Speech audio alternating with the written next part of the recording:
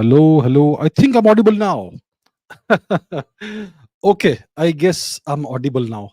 Apologies for that, but let me once again greet you all. Geopolitical Dubey, Shaurya Singh, YK, Naushil, Soni, Saurav Chattopadhyay, Gaurav Tandon, Ajit, Abhishek, Mrinalini, Gokru, Priyanshi Sud, hello, Aryan Sharma, Radman, Freeman, Cosmic Joke, Ishan Sanyal, Geo Bharat, Space Asphalt, Vikash, HPS Shorts, Ajit, Gaurav Tandon, Sachin, Kumar, Abhishek Paleria, Hayden, Harvey, Curious Guy, Feminist Slayer, hello, Tejas, hello, sir. Threat Ripper, Atish Digpal, Feminist Slayer, Rushil, Mojidra, Mihir Kulkarni, Anurag, Shaurya Singh, YK, Noshil, Siddhant, Anuj B. Patel, Rakshit, bonjour, Pranav, Komal, Jippy Phoenix, Ayush Tinglu, Omkar Date, Karthik Prasad, a random right winger, TR7 Insane, Omkar Date, and everybody else, Monica Ameya, Legzang Wangdi, Prachit Agarwal, and everybody else. So, okay, uh, let me stop at that. Otherwise, I'm going to spend the whole day doing that. So, let's get started with the questions and the comments. And let's begin. Where are we? Let's take the first one. This is by Samarth, and this is have been involved in something or the other and not able to watch your streams like I used to before. However, just want to appreciate you, sir, for being so active on so many podcasts and also answering our questions despite the busy schedule. All that. Thank you so much, and thank you so much, Rama Lakshmi ji, for being so consistent with the timestamps. It helps a lot. Yes, well, Samarth, thank you so much. I am gonna do more of these live streams, and I really appreciate what Rama Lakshmi does every time. Putting up the timestamps. It really helps the audience. It also helps me because I don't have to make the timestamps. So thank you, Rama Lakshmi, and thank you, Samarth. Let's get on with the next question. Okay, these are two questions about the same topic. The one is by Pierre. Namaskar. Are we headed towards World War III? How do you see this Israel-Iran situation finally play out in the end? Thank you. Tech Facts Gaming 24 says, can the recent Iran-Israel conflict combined with the Russia-Ukraine war, even the Armenia-Azerbaijan conflicts, etc., escalate into World War III? It is what it seems. All right. So the main question is, are we headed towards the third world war, World War III? And obviously, we have a major flashpoint, which is the Iran-Israel situation. And a lot has happened. So it all depends on a number of factors. Also, there's the Russia-Ukraine conflict, which has been going on for more than 2 years. And there's the situation, Armenia, Azerbaijan, Turkey, and much more, in which India is also involved to some extent in supporting Armenia, which Iran is also doing, and so on. So a lot going on. So first of all, let's take a look at the map of the region because that kind of helps us understand the world. Where's the map? Here is the map. So here's the map. And this is the region which is the flashpoint. So we have this tiny little country called Israel. If you can see here, that's where Israel is. Here we have Iran. These two nations are separated by almost roughly 2,000 kilometers. 2,000 kilometers of separation, and they are kind of in a state of hostility. Not a war hasn't been declared, but they have launched strikes and counter strikes at each other. And that's a concerning situation, definitely very concerning. So there is that going on, and that's currently an open conflict. Then we also have the situation in Ukraine, as we know. I mean, I don't have to introduce the matter here. Everybody knows what's happening there. Russia is in control of roughly about a fourth or a fifth of the territory of Ukraine, and Russia has the upper hand from the way everything is going. So all of that, and obviously the Armenia Azerbaijan issue over here. This is the region between the Caspian and the Black Seas in the Caucasus region. So all of that. Could this lead to World War III is the question. Now, what does it depend on? It depends on whether the Israel-Iran conflict escalates, whether the Gaza situation escalates, and other players get involved. A world war means multiple nations, especially the most important and powerful nations, are involved. That's a world war situation. The last time we had it was during the European tribal wars, which is called World War One and World War Two, which is essentially the same conflict, the continuation of the same conflict with a brief, a couple of decades in between. That's what it was. So The current situation, let's talk about the Gaza situation. It's kind of under control. Hamas is the force that launched this terrorist strike on Israel on the 7th of October last year, 23, and Israel has retaliated massively. It's kind of devastated Gaza. There is a lot of unease among the Arabic nations that surround Israel because of this, because their sympathies are with Palestine, even though they don't want to have Palestinians on their territory. But yeah, their sympathies are with Palestine. So there is a lot of stress on these nations because of the domestic sentiments. So Israel has to calibrate its responses and its actions in such a way that it doesn't offend its neighbors too much. Otherwise, there could be problems. Then there is Hezbollah, which let's go back to the map. Hezbollah is located in southern Lebanon, north of Israel, and that is the situation. Now, Iran kind of controls Hezbollah and Hamas. Hamas and Hezbollah are said to be Iranian proxies. There is a situation in Yemen with the Houthis, who are also Iranian proxies, and Iraq has a significant Shia population and lots of Iranian assets there as well. But the problem is, if Iran and Israel are in a state of conflict, they have a significant distance between the two nations, around 2,000 kilometers. So, how do they fight a war? They can fight a war via proxies. Israel doesn't really have proxies in the region, Iran does. So, that way, it's advantage Iran. And Iran has lots of missiles and drones and all of that, which it can use to target Israel. The Israelis can target, they have good aircraft. Iran doesn't have good aircraft, it has old aircraft, the Tomcats and all that. Israel has good aircraft, modern aircraft. It has the F-16s, it has the F-35s, and some other aircraft as well, which it can use to target Iran, but it will need refueling, lots of complications. So it's really hard for these two nations to go to war. Very hard. But if Israel does succeed in targeting Iranian nuclear facilities, then Iran could want to retaliate to that, and there we could see escalation. But as of now, it doesn't look like this conflict could escalate and lots of more nations could get involved. There's always the possibility, but right now it doesn't look like that. So the Hamas strike, the Hamas terrorist attack on Israel happened October 7, 23. Israel kind of blames Iran for that. So Israel then bombed the Iranian consulate in Damascus, Syria. Consulate, which is a diplomatic property, and it's illegal under international law. Israel did that, and they killed a couple of high-ranking Iranian generals. So that's what Israel did. Now Iran went ahead and responded to that by launching this massive strike on uh, Israel with ballistic missiles, perhaps cruise missiles, also a bunch of drones. Uh, and this strike showcased a fraction of Iran's capabilities in this regard. But most of the missiles and all that were kind of neutralized, and other actors were also in play. Uh, Saudi Arabia, Jordan, etc., helped in taking down some of these missiles and drones. So that's what happened. Then Israel has again responded with with a few strikes on Iranian soil, and now it looks like Iran may let it slide because there's not been apparently too much damage and things can be contained. So that is where we are today. Strikes, counter strikes, retaliation, counter retaliation. But right now, it looks like things could possibly, perhaps, and hopefully simmer down. That's how it is today. And if things go, and if things escalate, it's really bad for the region, because you could see the closure of the Strait of Hormuz, from which a lot of the world's energy comes in, or energy, petroleum products, and all that, which could see oil prices shoot up, and that would not be good for the world's economy, especially for India as well. So that's where we are today. I don't see World War III happening right now.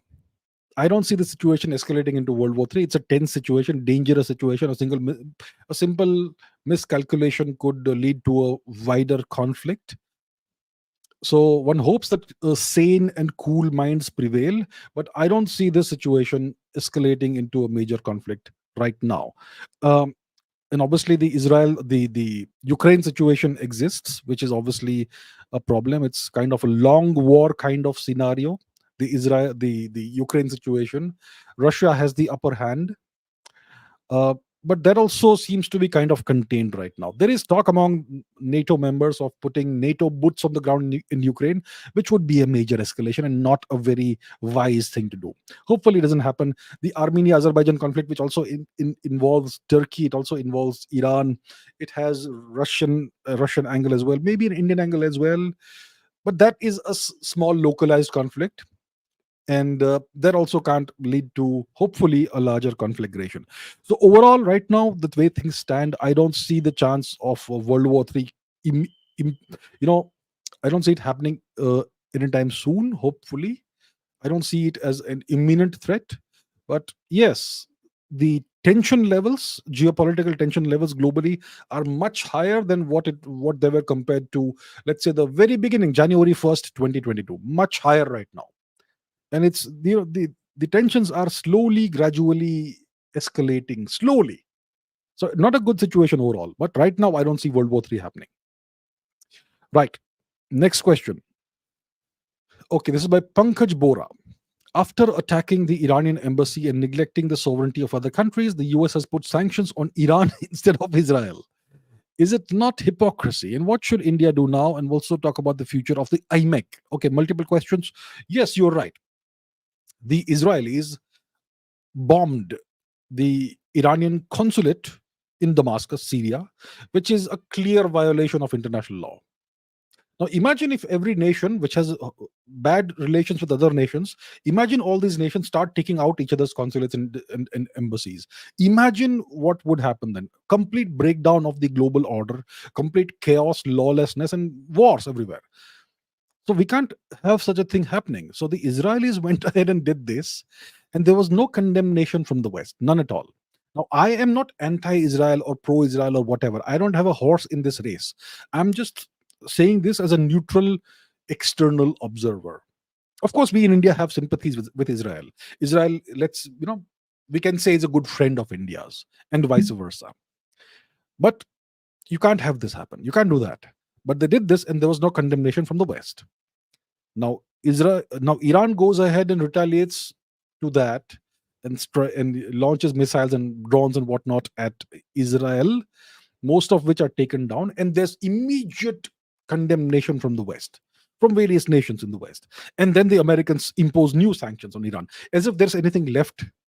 I mean, I think they've already exhausted every possible sanction that you can think of, all the possibilities, but they've imposed new sanctions on Iran.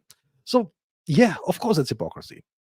There's no consistency in these actions. One nation does a bad thing, you say nothing. The other nation does a bad thing, you condemn it and you impose sanctions.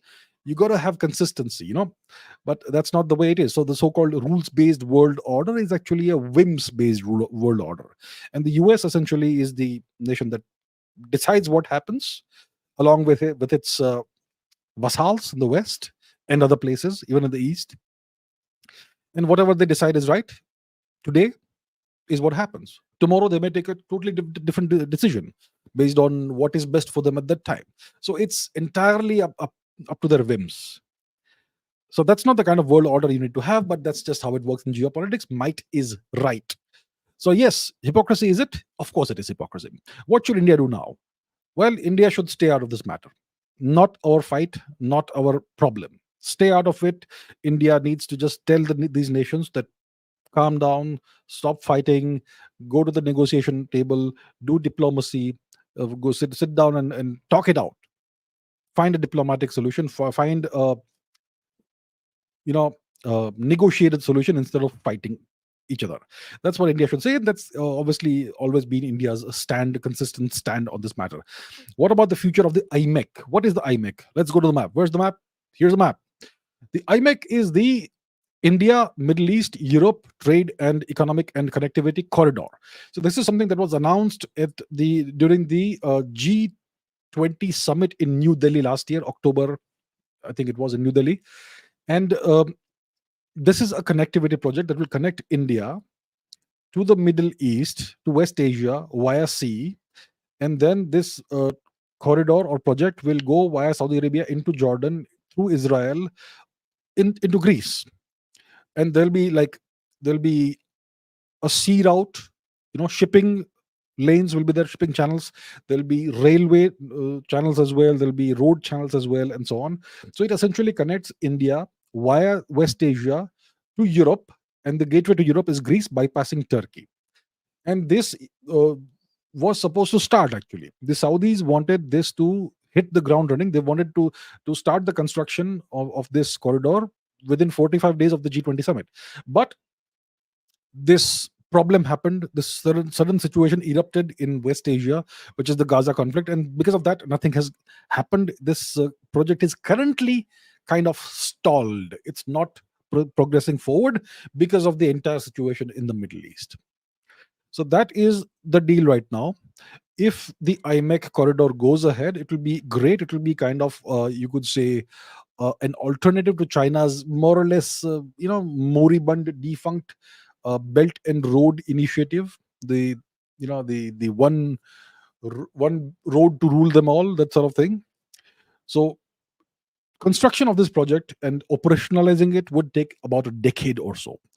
So we're not even started right now. So that is a situation that is unfortunate, but that's where we are, and that's all because of the conflict, the Middle East tensions and conflict.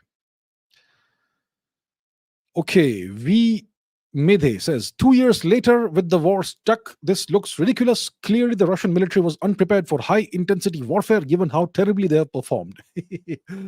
Okay, so were the Russians unprepared? And has there been this high intensity conflict in Ukraine? And how have they performed terribly? Look at the situation on the map. Okay, here's the map once again. And we have Ukraine over here in the middle of your screen. Yes. And the entire Donbas region is under, not the entire region, but significant portions of the Donbas region are under Russian control.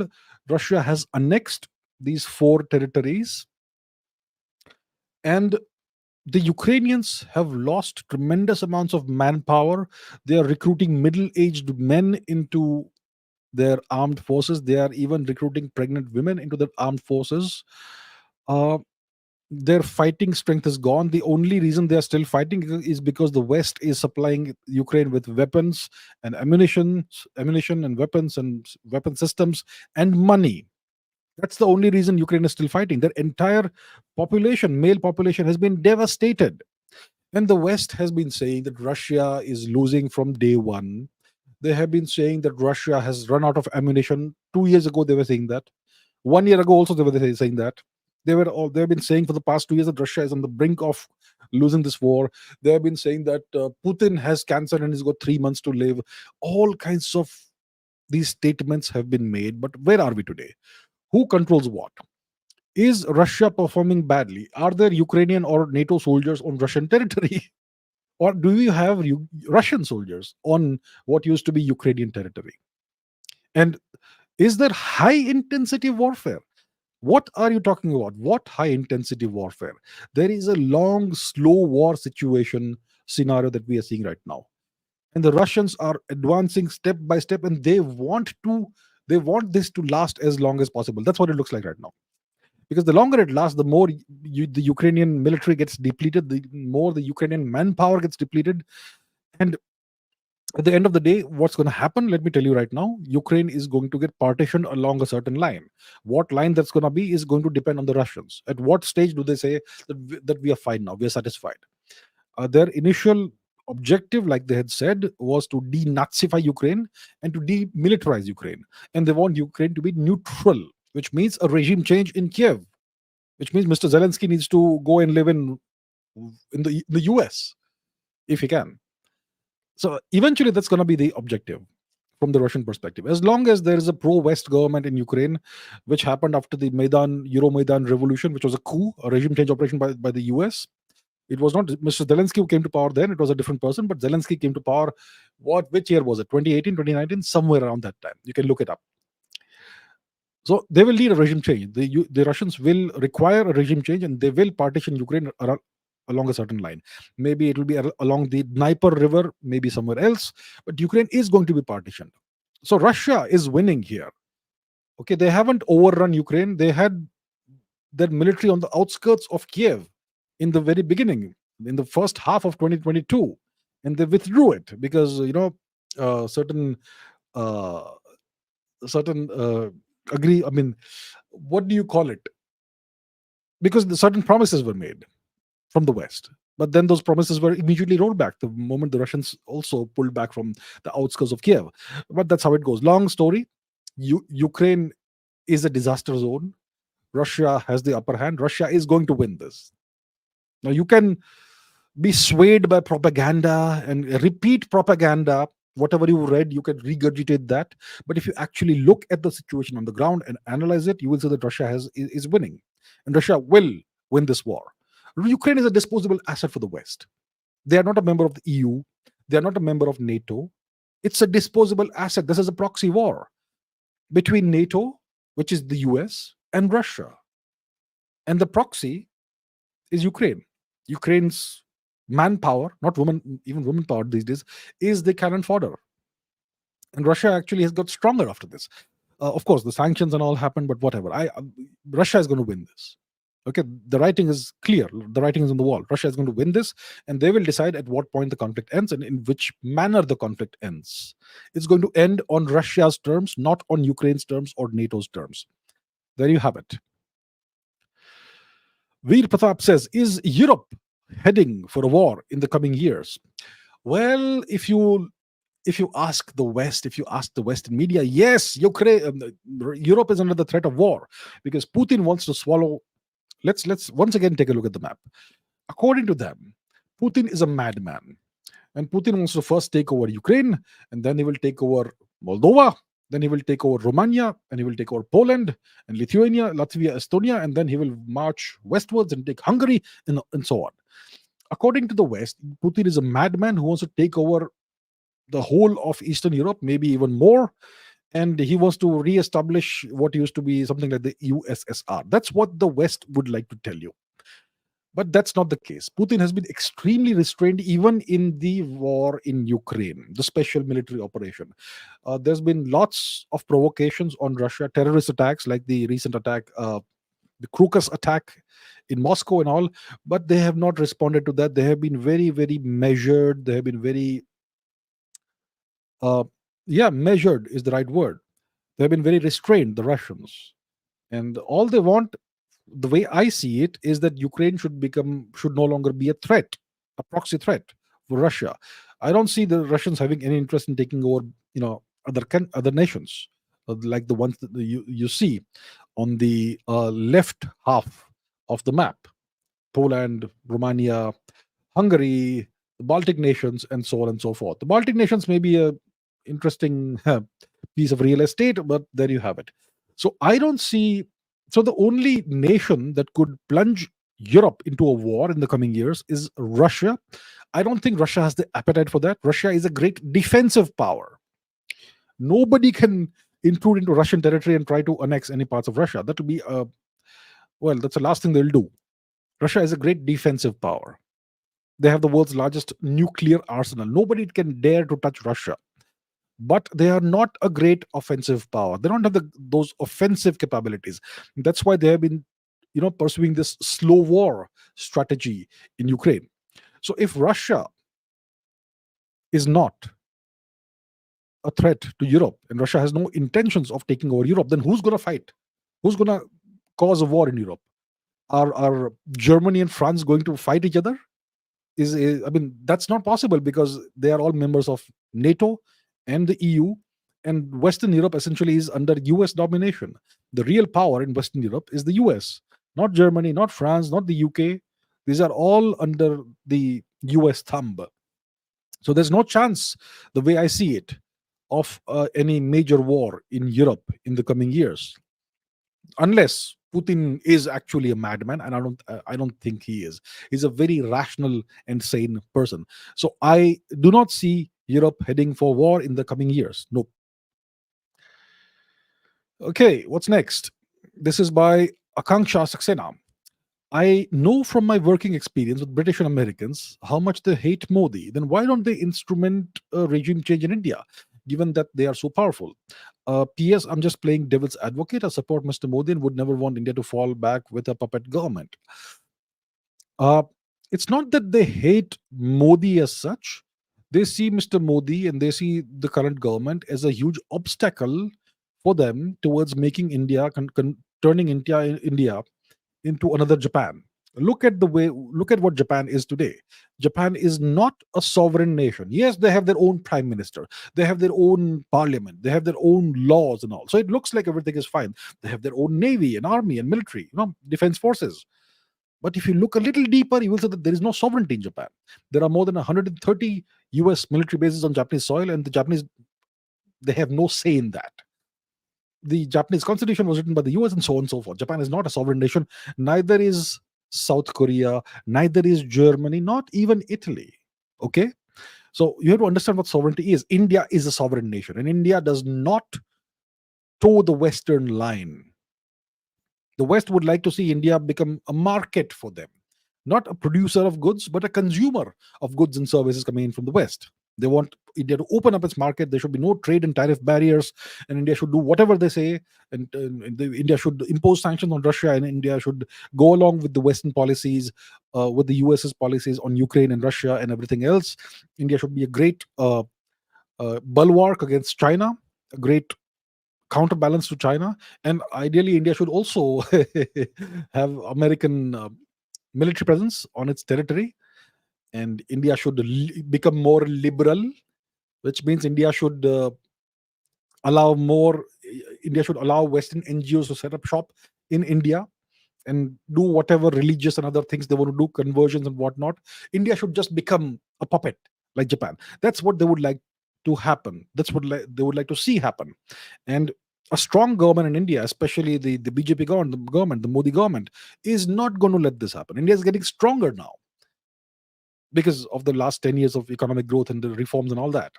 So that's a big problem. So they don't hate Modi personally, but they would like to see a weak coalition government come to power in India.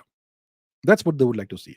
And that is as good as a regime change, because when you have a weak coalition government, non-BJP coalition government, then there will be, I'm not saying which party does what, but there's a lot of Western fingerprints, allegedly, in certain alleged political parties, allegedly. Okay? So if a coalition government comes to power with multiple parties vying for supremacy, with multiple parties allegedly having Western fingerprints, etc., in them, then here you go. Then there's no need to do a regime change. That itself is a regime change. So it's not that easy to do a regime change in India. If you had a nation with a dictator in place, easy to do a regime change. But certain nations are simply not. The situation is simply not conducive for a dictatorship or a military coup. India is one of them. So it's really hard. So what you can do, if you are the West, is you can fund certain political parties. You can also allegedly create new political parties, and you can also allegedly fund certain politicians and make them rise to prominence and so on. So it's a long-term matter. And I'm sure they're allegedly doing that. Allegedly. All right? Yeah. So it's not like they're not trying, but it's hard. India is a hard nut to crack. Okay, a couple of questions. One is from Geopolitical Dubai and one is from Rodrajit Sarkar. Can there be a military alliance between India and ASEAN, just like US and in Europe's NATO? Because our interests and threats are common. And Rodrajit says, you have said that every international group must have a big dog to run smoothly and efficiently. It's very true in the case of NATO, the European Union, the Shanghai Cooperation Agreement, the Commonwealth of Independent States, the CIS, and so on. Is there any big dog in ASEAN? A group that's proven itself to be quite successful. So, ASEAN is the Association of Southeast Asian Nations. Let's go to the map and see what are these Southeast Asian nations, in case you may not be aware.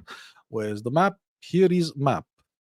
The Southeast Asian nations are Myanmar, Thailand, Malaysia, Singapore, Indonesia, Cambodia, Vietnam, Thailand, Laos, and the Philippines. And in case of Vietnam, I did say Vietnam, and I hope I've not missed anything out. If I have missed anything, apologies in advance, but there you have it.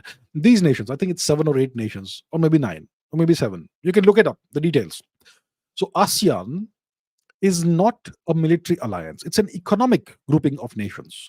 So what kind of grouping ASEAN is, or SCO is, or NATO is, depends on the constitution or the chart, the founding charter, the agreements that everybody signs when the organization or grouping is constituted. So, NATO is a military alliance. That is how it was founded. That's what its charter says. That's what the agreements say. But ASEAN is an economic grouping of nations. It's not an alliance. So when you have an economic grouping of nations, it cannot form a military alliance with anybody. It's simply an economic grouping. There's no military dimension to it at all. Okay. So NATO and ASEAN are very different. Even the SAARC, we have this defunct organization called SAARC. Well, it's the South Asian Association for Regional Cooperation. So it's about cooperation, economic cooperation, trade, whatnot, but no military angle to it. So that's how it is. So there cannot be a military alliance between India and ASEAN, because ASEAN is not a military alliance. It's an economic grouping of nations. So taking Rodrijit's question now, yes, every international grouping of nations, multilateral grouping of nations, needs to have a big dog to run smoothly and efficiently. NATO is a good case. Who dominates NATO? It's the US. The European Union is a good case. Who dominates the European Union? A non-European nation, the US. What about the SCO, Shanghai Cooperation Organization? The major nation that dominates it and is kind of the leader, so to say, they would like to be the leader, is China. The Commonwealth of Independent States, the leader, the major nation, the top dog, like you would say, is Russia. What about ASEAN? Well, ASEAN is kind of like the European Union in the sense that there is a non-Asian nation that dominates ASEAN, and that is the United States. None of the ASEAN nations are powerful militaries or powerful economies. Some of them were called the Asian tigers in the 1990s, and then there was the 97 event, which kind of killed that growth and momentum. So there are no major powers here. There are certain large economies, but nothing very large like India or China. So the major top dog is actually the US, which dominates ASEAN. And yeah, that's the thing. That's the answer. Let's take some questions. Okay, 2 questions by Rodrijit Sarkar. The first one is, why did SAARC fail, but ASEAN, on the other hand, has served its purpose? Secondly, we all know that Pakistan's non-cooperative activities are one of the prominent reasons behind SAARC's failure. Can we kick Pakistan out where it helps SAARC run more effectively and efficiently? So why did SAARC fail? Very simple.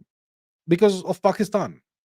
You have this nation, a terrorist nation, in SAARC, and if you look at SAARC, it's the nations of the Indian subcontinent, and the 2 largest, most populous, and most powerful nations and largest economies are India and Pakistan. I think Pakistan is still the second largest economy within SAARC. Has Bangladesh eclipsed Pakistan? I'm not sure. If it has, then apologies, but yeah. But at least when SAARC was founded, India and Pakistan were the 2 largest economies. So when the 2 largest nations within an organization, within a grouping of nations, simply can't get along, then that grouping of nations essentially fails. And India, in the last few years, especially since Mr. Modi came to power, has adopted this policy of neglect of Pakistan. We will not talk to Pakistan. We will not do trade. The Pakistanis themselves unilaterally ended trade relations with India in 2019, if I'm not mistaken. And so India has adopted this policy of completely neglecting Pakistan. We'll not talk to them. We'll not do trade. We'll do nothing with them. We'll not even acknowledge. We'll barely acknowledge their existence. We'll have the minimum diplomatic ties, consulates and embassies and all, but nothing more than that. That's it. End of story. So when you have that sort of relationship between 2 countries, and entirely because of Pakistan's fault, we didn't do that. We didn't create the situation. We didn't send terrorists across the border into Pakistan. They are the ones doing that. They've been doing that for decades. So that is why SAARC failed. And why do we need to revive SAARC? Let it exist on paper. India can pursue its interests bilaterally with all these nations. So when it comes to, let's say, Sri Lanka, let's go to the map once again. L- When it comes to Sri Lanka, India can pursue bilateral relations, excellent bilateral relations with Sri Lanka, or with Bangladesh, or Bhutan, or Nepal, or whoever else, or Afghanistan. We don't need to do it multilaterally, we can do it bilaterally. So there is no real need to, you know, kick Pakistan out and revive SAARC. What's the point? And I'm not even sure what is the procedure for ejecting a nation from a multilateral organization. Each multilateral organization will have its own rules. So I don't know what the procedure is for SAARC, but there's no need to go through all that, you know, all that tedious red tape and all that. Just India should just engage with all the nations bilaterally, maybe trilaterally in some cases, and there's no need to have this forum like SAARC. So that's the reason why we are not reviving SAARC and we are not having any more SAARC summits or any of that. We just don't need that. So SAARC is essentially kind of a defunct, moribund organization, and it's fine that way. Okay, next question. Samartha Gandhi says, what's your take on the geopolitics of the space race going nuclear?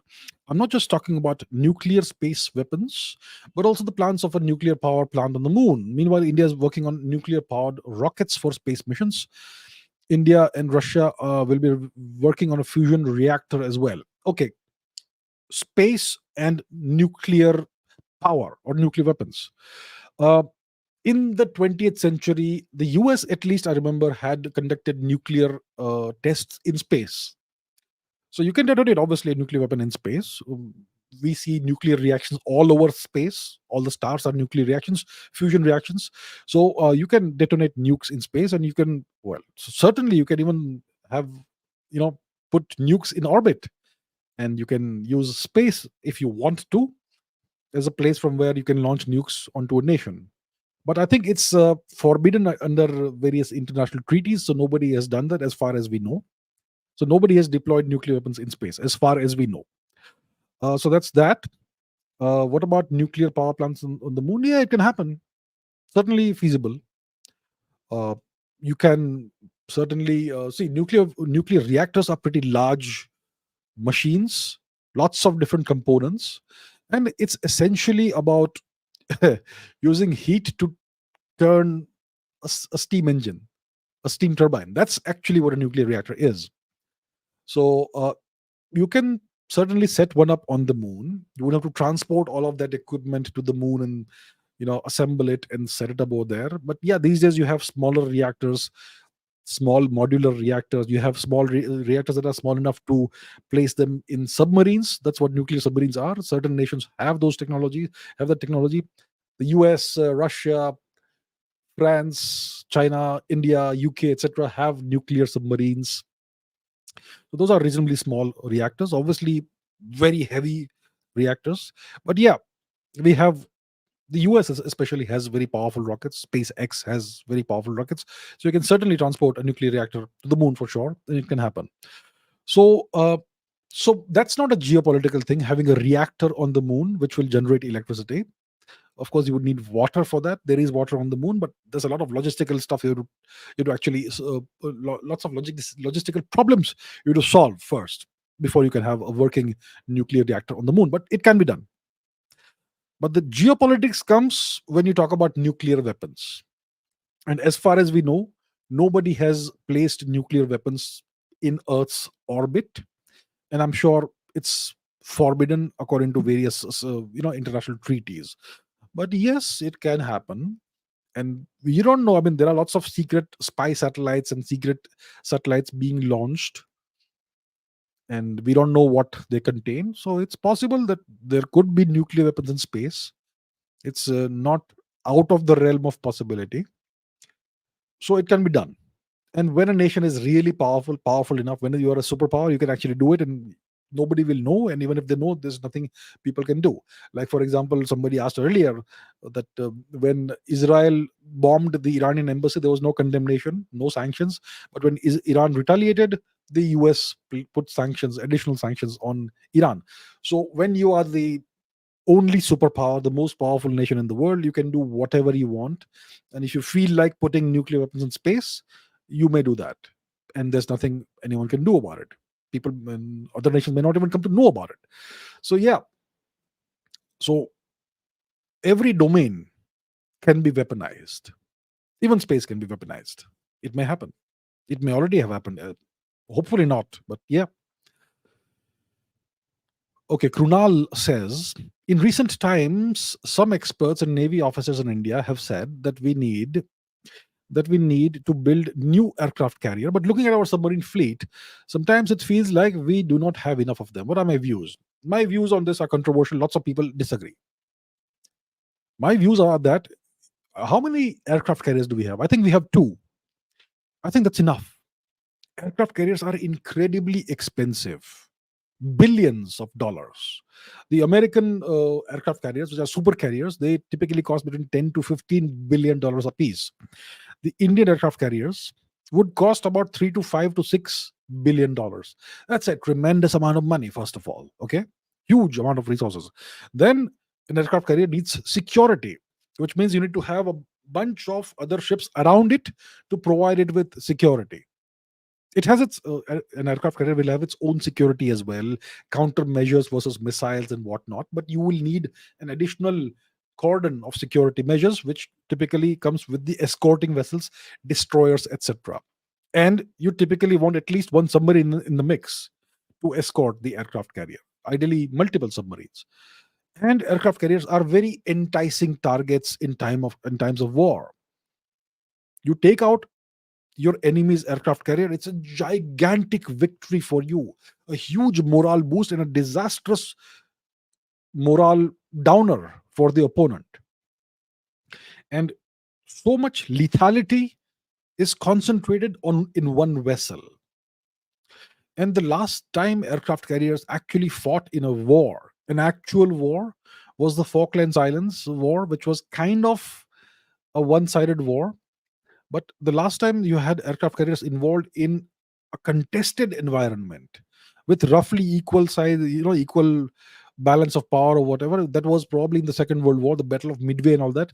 And lots of aircraft carriers were hit and sunk in that.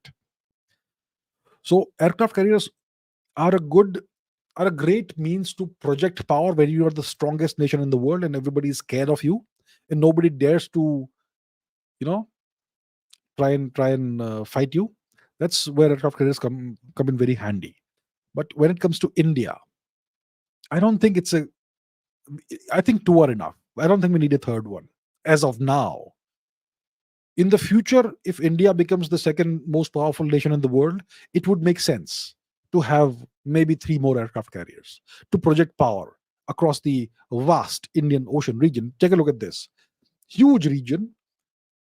So, in the future, if India out matches China and becomes the second most powerful nation, maybe by 2050 or whenever, at that point in time, it may make sense to have two or three more. So maybe a decision can be taken in the mid 2030s or early 2040s to have maybe two or three more aircraft carriers. But right now, what India needs is not concentrated lethality, but distributed lethality. What is lethality? It's firepower. How do you measure a navy's lethality? Simple measure. How many missiles can you put out at sea on any given day? And missiles are typically placed on ships or submarines.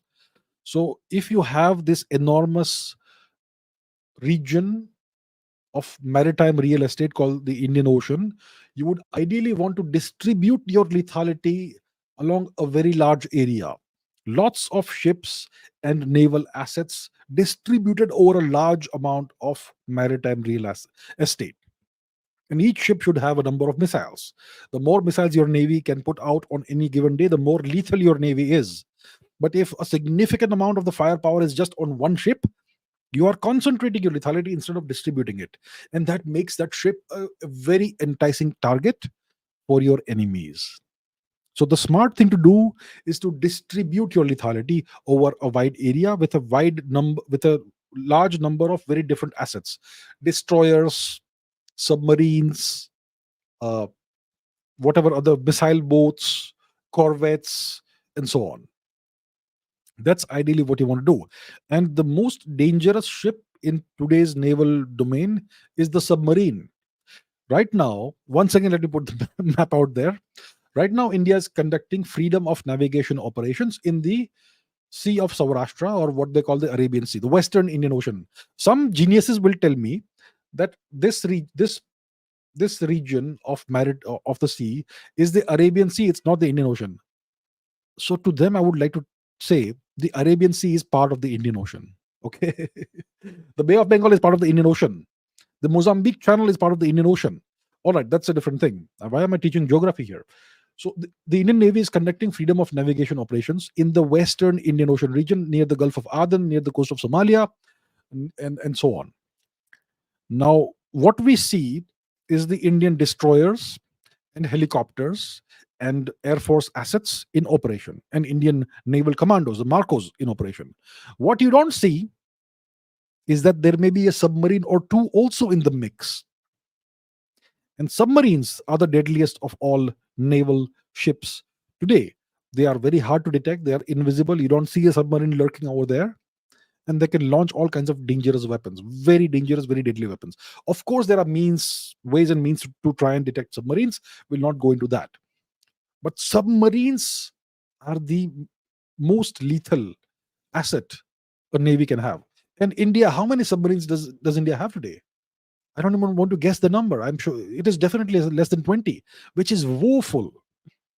India should have at least 50 submarines of various kinds, including some nuclear attack submarines and some ballistic missile submarines, nuclear powered, and also regular submarines. India should have at least 50, because look at the amount of territory India has to uh, patrol. That territory needs to be free of enemies for India's national security purposes.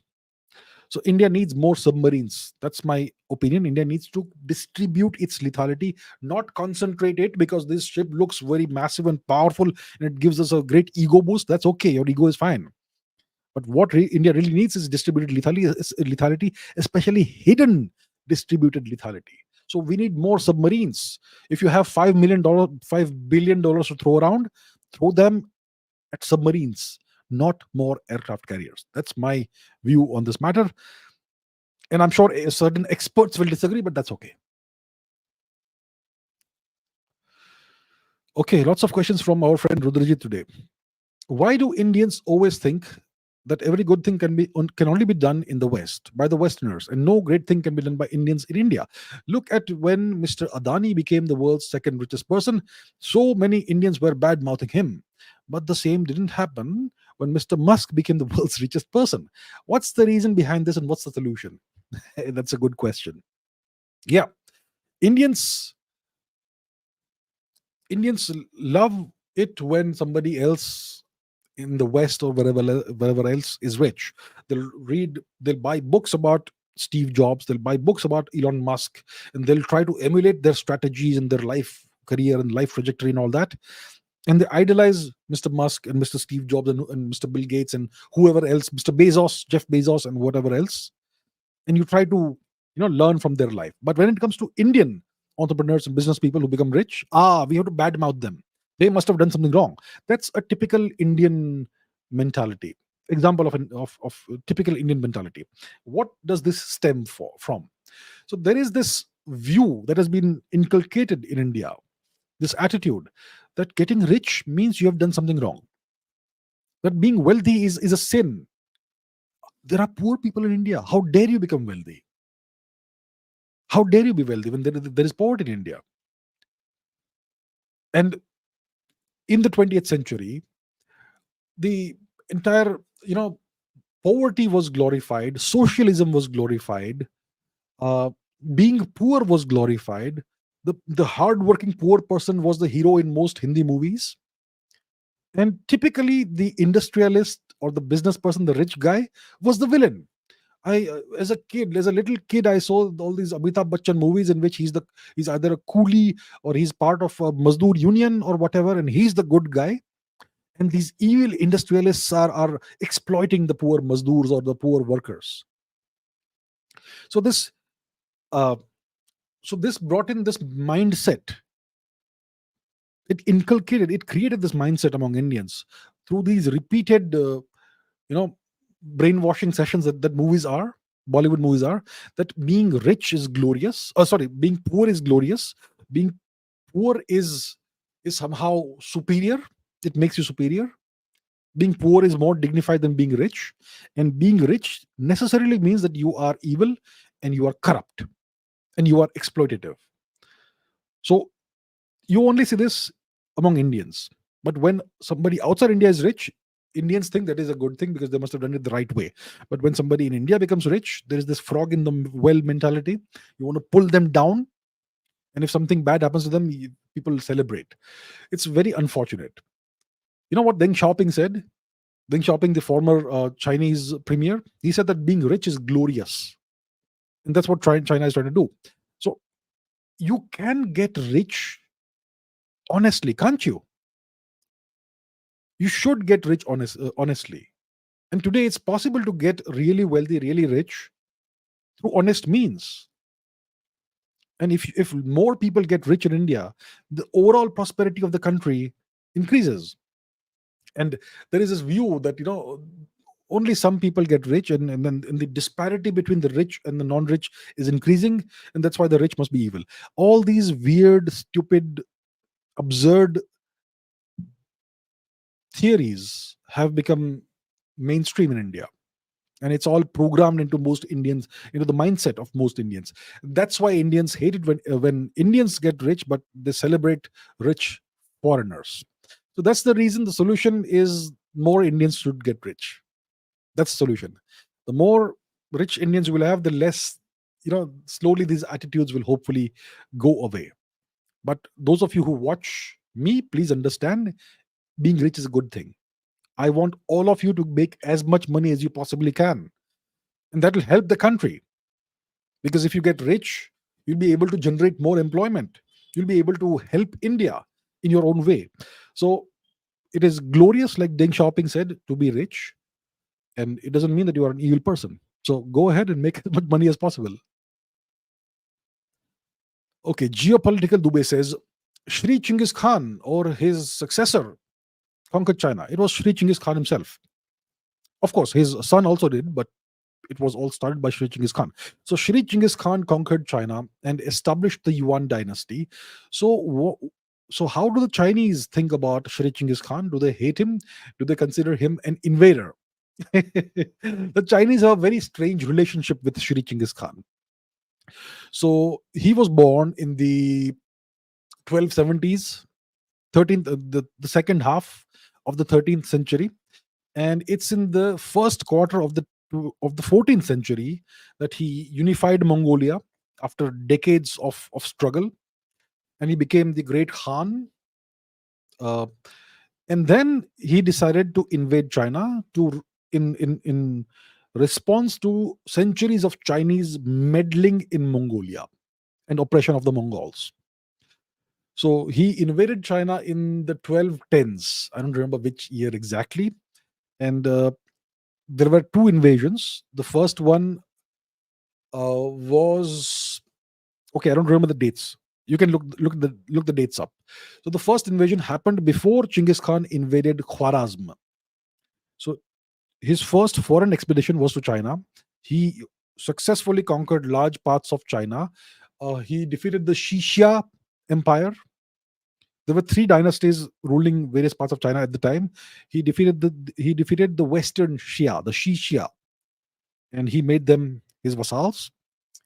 And he left. Then there was the invasion of Khwarazm in response to atrocities done by the Turks, who were ruling Iran and Khwarazm at the time, on the Mongols. That was also successful. And then the Chinese rebelled. So Genghis Khan ran back to China and conquered China again. And he sacked Beijing. So that is the deal. And then during the second invasion of China, he died. Genghis Khan. We don't know why he died, what happened, but he died. And then his son Ogedai became the Khan, and Ogedai continued the conquest of China, and he established the Yuan dynasty. But then retrospectively, Genghis Khan was declared the first emperor of the Yuan dynasty. And then the third emperor was Shri Kublai Khan, who was the grandson of Genghis Khan. And he was a great emperor of China, and so on and so forth. Long story. I'm not going to go into the whole story, but Genghis Khan smashed China twice. So, and he established the Yuan dynasty, which the Chinese call a conquest dynasty. So, what is the relationship between China and Genghis Khan? Well, on the one hand, they obviously hate the fact that this guy came and smashed them twice, defeated them, flattened Beijing. They hate that. So they have tried their best to erase the memories of Genghis Khan. Let me give you an example. Let's bring the map on the screen. So when Genghis Khan conquered and captured Beijing, let's put the satellite imagery on the screen. Okay, this is the terrain. So where is Beijing? I lost Beijing. Oh, there we are. Beijing. So north of Beijing, you have all these mountains. Look here. You have all these mountains. It's a very mountainous region. And beyond the mountains to the north, you have the great desert, the Gobi Desert. And this great Gobi Desert is what protected Beijing from northern marauders like the Mongols. But Genghis Khan came to the Gobi and he conquered Beijing. And there was a great battle between the Mongols and the Chinese. Let me try and locate the place if I can. It is called the Badger's Mouth Pass, Yehuling. Okay, will I be able to locate it? I think it's here, between two hills. Okay, this is where it happened. And if you look at the satellite imagery, it's just, the roads and a river and stuff. This is where that momentous battle happened, in which Genghis Khan smashed the Chinese army, and that laid the road open for him to go and take Beijing, which he did successfully, and he flattened Beijing. And this here, what you are seeing right now, between two mountains, as you can see, is where the Battle of the Badger's Mouth Pass happened. This region is called Yehuling, I believe. This place. And do you see any memorial or anything? The Chinese have not attempted to commemorate that battle. They have tried to erase every sign of that battle. So there's nothing there to see. And down south is Beijing, which Genghis Khan was able to take. So they have tried their best to erase history, the Chinese.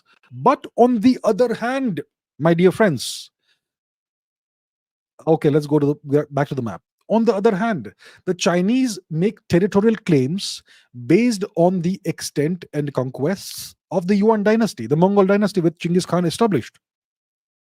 So during the time of the Yuan dynasty, when Shri Kublai Khan, the grandson of Genghis Khan, was ruling, the Yuan dynasty had a certain kind of relationship with, okay, where are we? With Tibet. So the relationship between Yuan, China, and Tibet was that of a guru and shishya. Tibet was the guru, and the Mongols or the Yuan dynasty were the shishya. So the Tibetans taught the Mongols Buddhism, especially Tantric Buddhism, the Vajrayana, I believe, Buddhism. And in return, the Mongols gave protection to Tibet.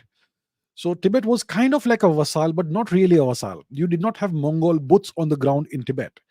But you could say technically it was a vassal of the Yuan dynasty. So based on that, the Chinese claimed Tibet and they conquered it.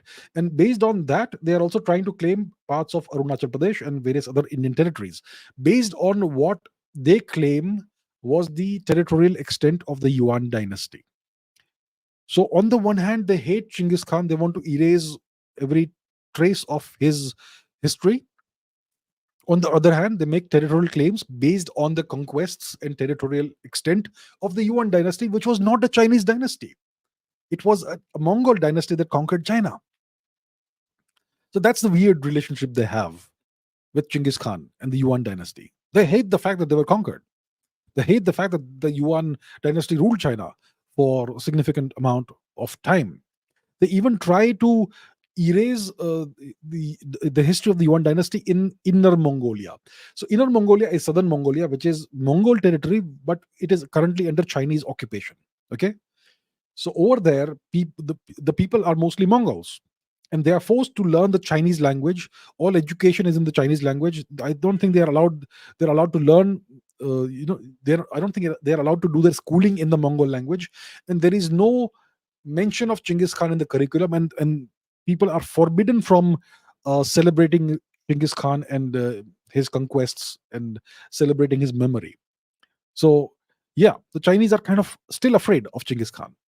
They certainly hate him, but they want to use the Yuan dynasty's territorial extent as the pretext to annex territories, which they did like in Tibet, and they want to claim more Indian territory based on that.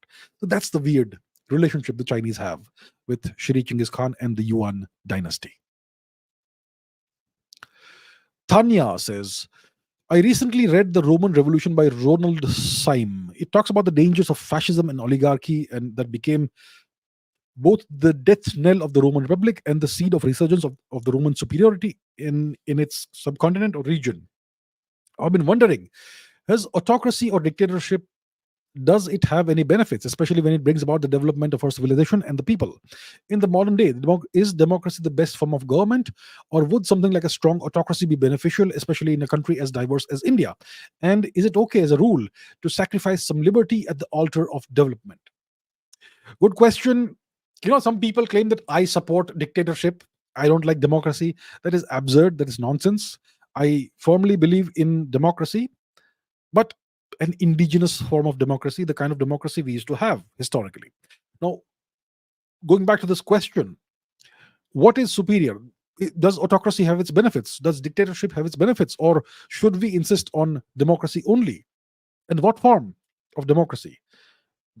Can autocracy or dictatorship bring about the development of the civilization and its people, and so on? Well, the answer is sitting right in front of your eyes. Go back to the past 2000, 3000, let's say 5000 years of Indian history. Think back, think about the times when India was at its pinnacle, economically, militarily, culturally, etc. What periods of time were those? The oldest is, well, one of the oldest times we can think of is the rule of Lord Ram, Shri Ram. Was he elected democratically? Go back to the Ramayana, the Mahabharata times. Was Lord Krishna elected democratically as the king of Dwarka and whatever else? The Mauryan era, when India was unified, the entire subcontinent was unified politically. And it was a time of great prosperity in India and excellent governance and all that. Were the Mauryan emperors elected democratically?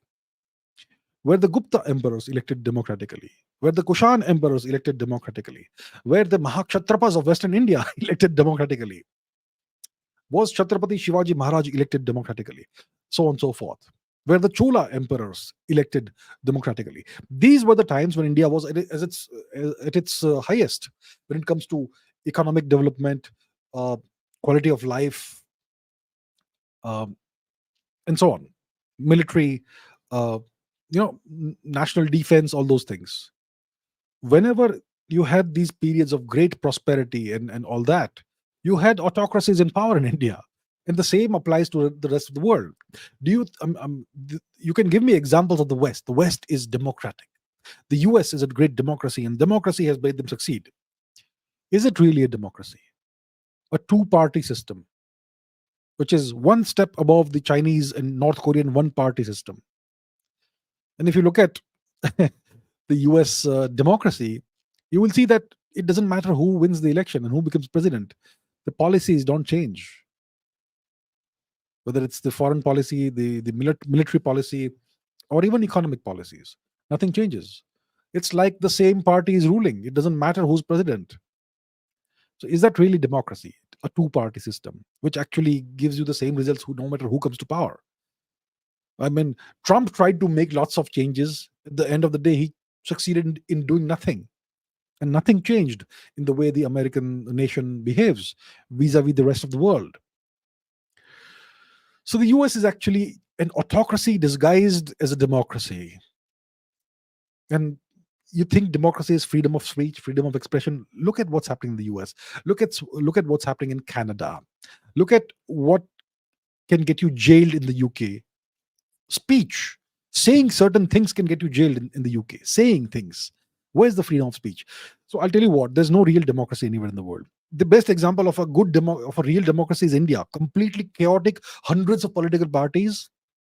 But yeah, that's what democracy actually is. Historically, we had a hybrid system. We would have a king or an emperor at the very top, and you would have democracy at the grassroots. So the people in the cities and towns and villages would elect their own officials who would govern them and provide services and interface with the higher authorities. That's the kind of democracy India had. Democracy at the grassroots. You elect your own leaders and officials. But at the top, you don't get to change anything. That's how it used to be. And that's what worked for India historically for thousands of years. Rome was obviously an autocracy. It was always a dictatorship. You had a republic kind of thing in yeah, you had the Roman Republic, in which the people who could cast votes were all nobles. The common people could not cast votes, women could not cast votes, and so on. So there's never been any real democracy. Even what they call Greek democracy, only the nobility could cast votes, only men could cast votes. There was slavery in Greek democracy. There was slavery in American democracy, and so on. So there is no perfect system. There is no real democracy. Most democracies are only masquerading as democracies. At the end of the day, what do you want as a human being? You want a great quality of life. You want a great future for yourself and for your children. You want to be able to progress to the highest extent of your potential. You want your children to be able to progress to the highest extent of their potential. And you want a great future for your future generations. Do you care whether it comes through democracy or autocracy? Whoever can give it best is fine, don't you think? So I am not against democracy. India is the mother of democracy. That is what Mr. Modi has said many times, and correctly so. India is the mother of democracy. But we had our own system, our own form of democracy, which is not this fake form of democracy that you see everywhere else. Just because you can go and cast a vote somewhere doesn't make that nation a true democracy. So, yeah, historically for India, dictatorships and autocracies have worked really well. When you had good rulers, good kings, good emperors, good queens, whatever. Yeah. But so you need to balance it out properly. But what generally gives you the best results and what gets things done is a more autocratic form of government. It's just a fact. But yes, democracy is important because people should have a say in what happens and how the country is run. And yeah, there you have it. Rodrajit, once again, why doesn't India develop the Lakshadweep Islands archipelago like the Maldives? It will help India to attract many national and international tourists and help India's tourism sector to grow even further. What's your opinion on this? So, the Lakshadweep Islands, once again, we have to go to the map. So, in case you may not be aware, the Lakshadweep Islands are off India's western coast over here. This tiny islands, a big bunch of islands, very small islands, most of them, all the way up to what's called Minicoy. And south of that is the continuation of the same archipelago, but it's a different nation. It's called the Maldives. And it's a much larger territory all the way down south. And it essentially culminates in the illegally occupied British Indian Ocean territory, the Chagos Archipelago. Now, the Maldives is a great, very famous tourist destination. Many Indians have in the past been to the Maldives. Excellent facilities you get there, 5-star treatment, depending on how much you want to spend and so on. But when it comes to the Lakshadweep Islands, which are just as beautiful as the Maldives, there's hardly any tourism at all because India has not bothered to develop the tourism potential of the Lakshadweep Islands. So, what should India do about this? Well, obviously, we should go ahead and develop the tourism potential of the Lakshadweep Islands. The problem is that in the Lakshadweep archipelago, there are fewer islands than the Maldives, and most of these islands are quite small. So, it's just a small number of islands that have the potential to become future tourist destinations. And there is a population that lives on these islands, and they also have to be taken care of. You cannot simply transform the island into a resort. So there are certain things, but the point is that this should have been done in the 20th century. This should have been done long ago. We're going to have to start now. Right now, I'm not even sure if you can take a flight from Delhi or Kolkata or Chennai or Mumbai to the Lakshadweep Islands. I think there's a flight somewhere in Kerala or something. I may be mistaken, but as far as I know, there's not too many flights there. There's only one airstrip in the Lakshadweep that can take big airliners, as far as I know. So all this needs to be first addressed. You need to have the infrastructure to be that would enable lots of tourists to come in. Then there should be hotel and resorts and other infrastructure that can accommodate large number of tourists, and this has to be done in a way that does not disrupt the way of life of the people who already live in this part of India, the people who live on the islands. And so all of these factors have to be taken into consideration. So India has thus far not done anything to develop the tourist potential of the Lakshadweep Islands. If with this begins now, it may take 5 or 10 years at least to get things going properly. So my opinion is that we should certainly develop the Lakshadweep Islands into a major tourist destination. They are just as pretty, just as beautiful as the Maldives. So why why invest money in the Maldives? Why spend money there? Spend money in your own economy, in the Indian economy. But we should have the opportunity to do that. For that, you need the development of this infrastructure in the Lakshadweep archipelago. So that, as far as I know, has not really started. We start now, it will take a while, 5-10 years at least. Yeah, so we should do that. I agree. Okay, I think all the questions are from Rodrajit Sarkar. Why didn't Alexander expand into the Balkans and the Italian peninsula? Is a good question. Yes. Why did Alexander go eastwards instead of going westwards? Okay, let's take a look at the map. Okay, let's go westwards to Greece. So present day Greece is a small country. The historic Greek region included much of Anatolia, which is Turkey, and yeah, it was much larger. And some of it even included parts of present day Italy. So Alexander was Macedonian, which is a Greek ethnicity. And here's the deal. See, the Balkan region, the Balkans, which is present day Serbia, Montenegro, Bosnia Herzegovina, and Croatia, etc., the Balkan region was well known to the Greeks. It is right next door to Greece, to historic Greece. So there was nothing new to learn there. It was not interesting from the perspective of discovering new lands and new people and new cultures. It was already known. That's point number one. And the same goes for Italy, the Italian peninsula. The Italian peninsula was also reasonably well known to the Greeks. It is right next door. And then there's the factor of Aristotle. So Aristotle, the Greek philosopher, was the teacher of Alexander. Alexander's father was Philip of Macedonia. And Philip arranged this guy, this philosopher, Aristotle, as a tutor for his son, Alexander. Now, Aristotle encouraged Alexander to discover the world to the east of Greece. And it is Aristotle's tutoring and teachings that lit this fire in Alexander, that I'm going to go and conquer the world eastwards. And Aristotle encouraged Alexander to be very, let's say, ethnocentric in his conquests.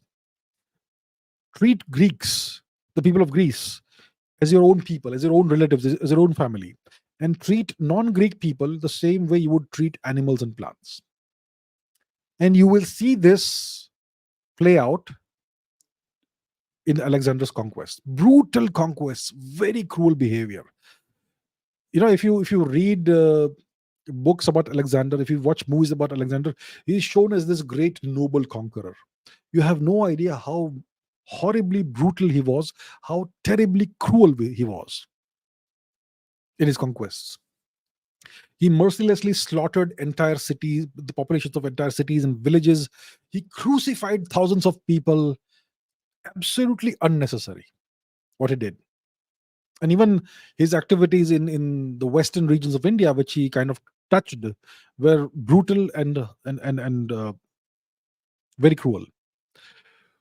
So it is because of Aristotle's teachings that Alexander decided to go eastwards instead of westwards or anywhere else. He decided to spend all his energy into conquering the east and reaching the end of the world essentially. And it worked well in Persia. He was able to conquer Persia. And then he conquered Parshapur. They call it Persepolis. And he got drunk. And in his drunkenness, he ordered the entire city to be burned down. And you can still see the scorch marks today if you go to the ruins of what they call Parsa, historically called Parshapur, and what the West calls Persepolis. So he conquered Persia, and then he went ahead westwards to conquer India, and that's where he failed. Long story short, it was all because of this guy Aristotle that Alexander decided to go eastwards instead of trying to conquer the Balkans or Italy or whatever else. All because of Aristotle and his teachings. Curious Herald says, Indus Valley artifacts are being sold online. Why is no one talking about it? Can we put a stop to this? I think I've spoken about this a couple of years ago. It's been a long time. Maybe we can I can bring this up again. So, what is Curious Herald talking about? Let me put that on the screen so that we understand what is happening. So, I've got these. Okay, let's take a look at all these. I've got a bunch of tabs open here. This is from the Tribune, and this article is from 2015. Okay, it's from the 15th of April 2015. It says Rakhigari site being plundered due to a lack of protection. And whose protection should be there? The Archaeological Survey of India. So, lack of official protection and the plunder of treasure troves hidden underneath by unscrupulous elements are playing havoc with the 5,000-year-old ancient archaeological site, and so on. That's from 2015. Let's take a look at this article from 2019. Harappan site marauded by treasure hunters. So, even 4 years later in 2019, this was going on. And they're talking about Rakhigari once again. Can you see this? Rakhigari. So there's this article. Now let's see what we have here. This is a site called edgarlowen.com. Okay. It says Art of the Indus Valley, and this is an online auction site. So this is a rare Indus Valley seal, 3rd to 2nd millennium BC. And if you want to order it, you can order it online. It will cost you $2,450. Where did this guy, Edgar Lowen, procure this from? And there's more. A rare Indus Valley cylinder seal. More cylinder seals. This is from Mehergarh. Once again, Saraswati Sindhu civilization era. 3rd millennium BC. A pot with bulls. Here you have a goblet. Here you have a bowl. This is a cup. More pottery. Fish, look at this. More pottery. Multiple vessels. Here you have a figurine, an idol. And here you have these human heads. More human heads. So this is just one side. This is, see, more figures of human beings. This looks like a pin and mirror. Very rare. This also is something like that. So this is this website called edgarlowen.com. Now let's take a look at another one. This is barakatgallery.com. And lots of the same things over here, similar things over here. You can see terracotta bulls, a bronze bull, there's a canister, there's a shell, which with incision, with some kind of incisions on it. There is a vessel, there's all kinds of stuff over here. There's an earthenware tile, and so on. And the list just goes on and on and on. Multiple pages. You can see 6, 7, 8 pages. This is barakatgallery.com. Here you have Sotheby's, which is a very famous British auction site. Once again over here, they've got this vase. from the Saraswati Sindhu era of Indian civilization. Then you have Virasat auctions. You have stuff from, not sure where it is. It is obviously the same civilization, same era. Then you have Gandhara, Janapada, punch marked silver coins, and so on. Lots of Indian coins are being auctioned over here. Then you have something called Vatican.com. And Vatican.com, yeah, is selling all these all these artifacts from, which is Indian ancestral heritage from the Saraswati Sindhu region. So this is happening rampantly. I've just shown you a few of these online auction sites. Now, I'm not saying all of this is coming from Rakigari. Okay, don't get me wrong. Some of it may have come from Rakigari, but there are many other sites in India, in what is temporarily Pakistan. There are lots of sites, and it is possible that much of this may be coming from the Pakistani side of the border, because over there they don't really care about the culture. They don't really care about their ancestral heritage, the Saraswati Sindhu heritage. So they may be open to selling everything off to the West. So maybe much of it may be coming from Pakistan, but some of it obviously is also coming most likely from India. And that is a travesty. This is our ancestral heritage. Thousands of years ago, our ancestors made all of these artifacts. This is our priceless ancestral civilizational heritage, which is being sold off, auctioned off online. It will be put in various collectors' collections. Some people may use it as an ashtray. Some people may use it for whatever else. It is infuriating, but nothing is being done. What needs to be done is that at least the Archaeological Survey of India should have the decency to properly protect the sites that are officially under its protection. And that's not happening. I promise you, the ASI is not doing its work. So that is my main problem. I don't care. I mean, there's nothing I can do about what the Pakistanis do with our heritage. That's under their control right now. But at least what's within India, the majority of the archaeological sites of the Saraswati Sindhu era of our history are in India, not in Pakistan. So at least we can do what we can to safeguard our heritage. And the ASI is not doing its job properly. That's the real problem. What can I do to? What can we do to put a stop to this? The ASI needs to get its act together. The government needs to take the ASI to task. That's what needs to happen. Maybe someday it will happen. While we are still alive, hopefully. We'll see. Really infuriating. Okay, DJ Fun Hub says, whoa, a curious question. How do you find eye color, hair color, or just any color? Just by looking at some bones. Okay. So, yeah, I know what the person is referring to. When you find ancient human remains from, let's say, 5,000 years ago, 10,000 years ago, 4,000 years ago, whatever, you can actually determine what that person looked like. You can reconstruct what the person looked like, not just the shape of the face and all that, but also the color of your skin, color of your eyes, the color of your hair. And we know that the ancient Scythians, the Shaka people, we know obviously based on the skeletons how tall and how sturdy or whatever or not they were, but we also know what color the skin had, what color their eyes had, and color the hair had. The Scythians were typically light brown. They would typically have light brown skin, not white skin, but light brown skin, dark eyes, brown eyes typically, and dark hair. The Yamnaya also were not white people. They had light brown skin. They had dark eyes and dark hair. So how do we know this? We can't tell just by looking at some bones. You have to extract DNA from those bones and ensure that DNA is not contaminated by touching it with your fingers or hands. It has to be done properly. So you take the bones, you extract DNA from it, and if the bones are found in a cold part of the world, then it's easier to extract DNA.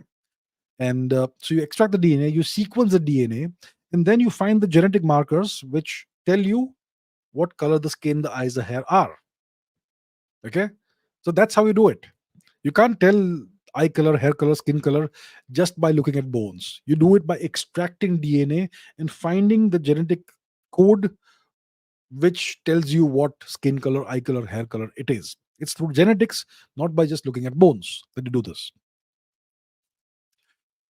Sabir Kazi says, whom did Lord Krishna serve in the Mahabharata? And I was reading about the Mahabharata and I realized that even Lord Krishna did not choose the path of idealism during war. Then what stopped our so-called great leaders to use any means necessary to do the right thing? Well, you ask very good questions, my dear friend.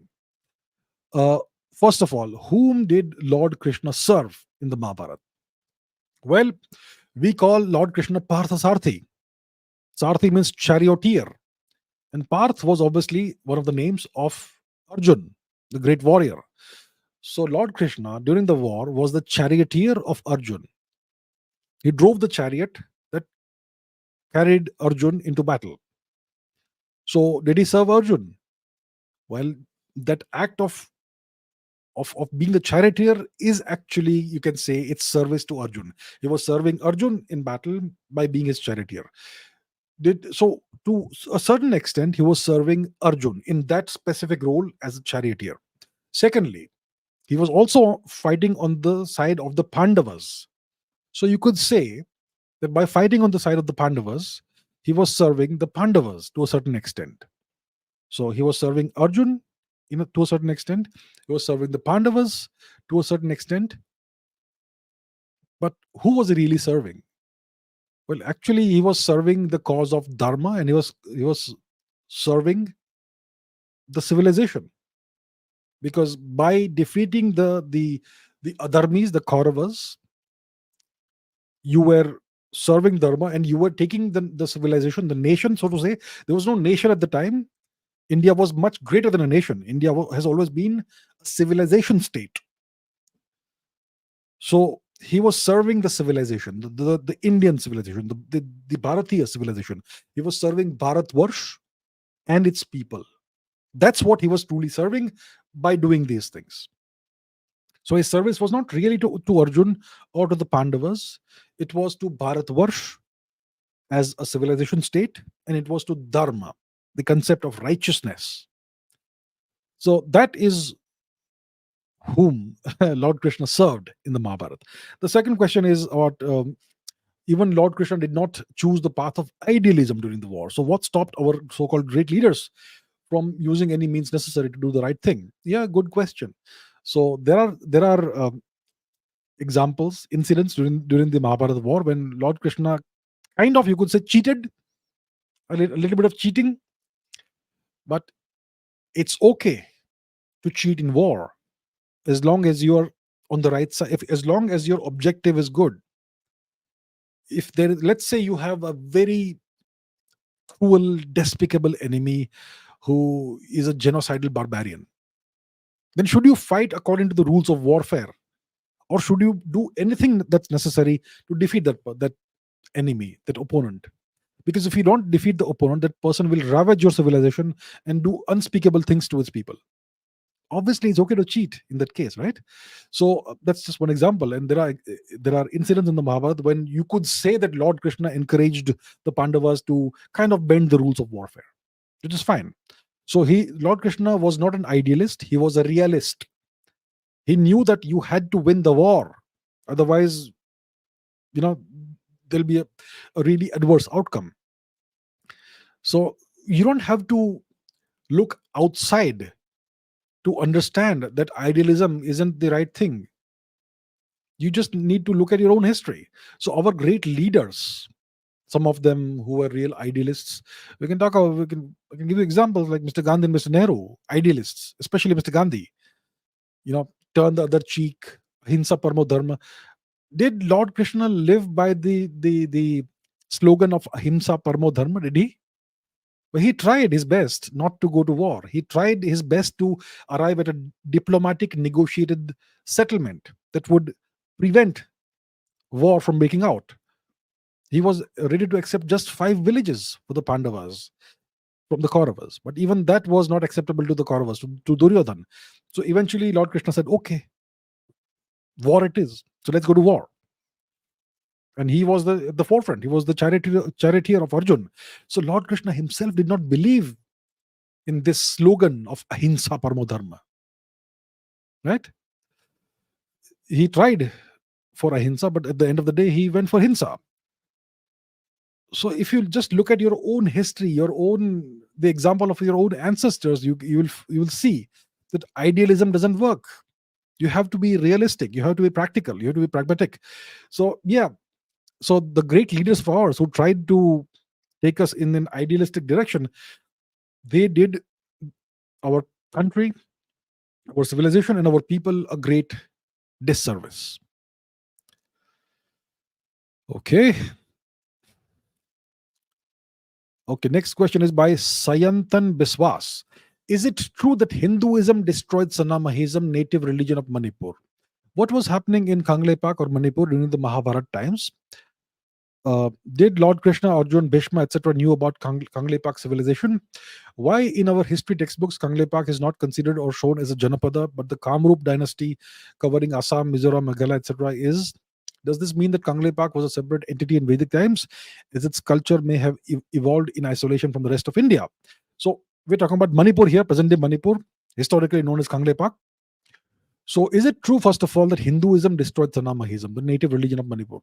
Sanamhaism still exists in Manipur, and Sanamhaism is kind of syncretized with Gaudiya Vaishnavism in Manipur. So Sanamhaism has not been destroyed. Now there is this narrative that has spread since the 20th century that I forget the name of the king. Who's the king? Okay, that king of Manipur who embraced Gaudiya Vaishnavism. It is said that that king ordered the destruction through burning of the Meitei, the Manipuri sacred texts called the Puyas. Okay, this story first appears in the 20th century after independence, if I'm not mistaken, in some magazine, and then it spreads like wildfire, and it is now accepted as a universal truth by people in Manipur that the king of Manipur who embraced Gaudiya Vaishnavism and made it the official religion, state religion, he ordered the burning of the the Meitei sacred books, the Puyas. There is no truth to this. There is no primary source that attests to this event. But yeah, it's accepted as self-evident truth today.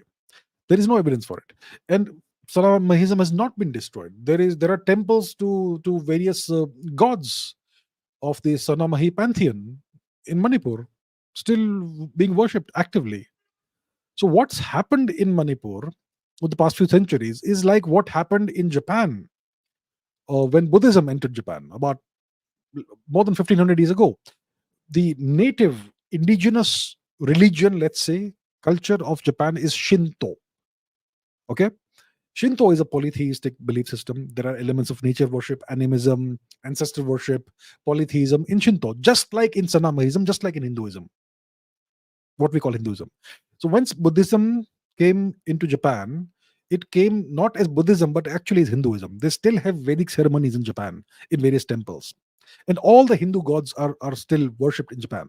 So what happened in Japan was that Shinto and this Indian culture, they got intermixed and a beautiful syncretic culture emerged, which is still practiced to a certain extent in Japan. The Meiji Restoration tried to undo that, but did not really work very successfully. But yeah, so the same thing happened in Manipur. Sanamahism, what we call Sanamahism, and Gaudiya Vaishnavism kind of syncretized.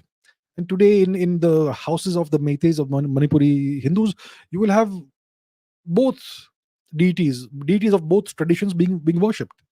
And it's not like so it's incorrect to say that Hinduism destroyed Sanamahism or any such thing. But yes, the Marxist historians and certain parties, certain elements in Manipur have tried to put forth this view, this notion that Hinduism is an invasive force in Manipur, and it has destroyed Sanamahism. And because of Hinduism, the Manipuri king burned these sacred texts and all that. There is no element of truth to that. Now, about the other question, uh, during the Mahabharata times, did people know about Kangleipak civilization? I'm not sure. The question then is about the origin of the Meiteis, who are the Manipuri people and from whom the Sanamahi culture and the Manipuri language come. What's their origin? We're not quite sure because our historians have not done any work. We know that this civilization, this culture is at least 2000 years old. We know that the Meiteis have been ruling Manipur for at least 2000 years, probably more than 3500 years. But the Mahabharata probably predates that. Most likely, Mahabharata happened before that. I'll not go into the dating of the Mahabharata, okay? That's a whole different story. So probably the ancestors of the Meiteis perhaps came from somewhere else. We don't know for sure. This is pure conjecture, but maybe from Burma, maybe from somewhere else, and settled in this region maybe 3,500 years ago. That's a long, long, long time. So it was not a Mahajanapada, and maybe during the Mahabharata times it did not exist. Possibly, perhaps we don't know. So that's the thing. So maybe it did not exist during the Vedic times. The Vedic times is even before the Ramayana, which is before the Mahabharata. That is like God knows how many thousands of years ago. So that's why Manipur or Kangleipak is not regarded as a Mahajanapada. Maybe it is a more recent occurrence, a more recent entity, maybe only 3,500 years old. So when it comes to the context of Indian history, 3,500 years is like more recent times. Yep. So yeah, that's what I can say about this. Next question is by Swapnil Mishra. How did the first Polynesians find their way across the vast Pacific Ocean during ancient times without any of the nautical tools that later navigators used? Okay, we're talking about the Pacific Ocean region. So let's put that on the map. The South Pacific, the Polynesians, they live mostly in the South Pacific region. So we go eastwards from India, and we're now into the Pacific Ocean region. Vast, enormous territory. And you have all these islands and archipelagos over here: Samoa, Tonga, French Polynesia, Cook Islands, New Caledonia, and much more. Over here you have Hangaroa, and these are the Galapagos. You have Hawaii and all that. So this entire enormous region is the Pacific Ocean region, and you have lots of these islands over here which are inhabited by what we call Polynesian peoples. Now the Polynesian peoples most likely originated somewhere in Asia. Okay, I don't recall right now what the studies say, but the origin is most likely Eastern Asian. Um, and then for some reason they went seafaring, and they spread over centuries, maybe over thousands of years across all these islands mainly in the South Pacific, but also in Hawaii. So how did this happen, and why did they go out and take such enormous risks? Because this ocean is mostly empty. Let's try and find the distance between, let's say, Fiji and Tonga. What's the distance like? Measure distance. It's 765 kilometers. So you have hundreds of kilometers of open ocean, and you're traveling in small boats. You're traveling in canoes with outriggers. So why do that, and how do you navigate? I think the reasons for this exploration of the ocean are lost in time. That history is lost. We don't know what compelled them or what impelled them to go and take such enormous risks and go out into hundreds of square kilometers of empty ocean to find land somewhere, hopefully. I don't know why they did that. How did they navigate? I'm sure they had navigation to the sun and the stars and the moon. That's how typically you would do primitive navigation. Uh, so I think the navigation tools were just the celestial objects, mainly the stars and the moon. I'm sure people for thousands of years have had some understanding of how the constellations and the stars and the planets move in the sky. So you can, hopefully trace a path using that. So I think it was through observation of the skies that they navigated, but they took enormous risks and they had no means of knowing whether they would be successful or not when they were first going out to discover new lands.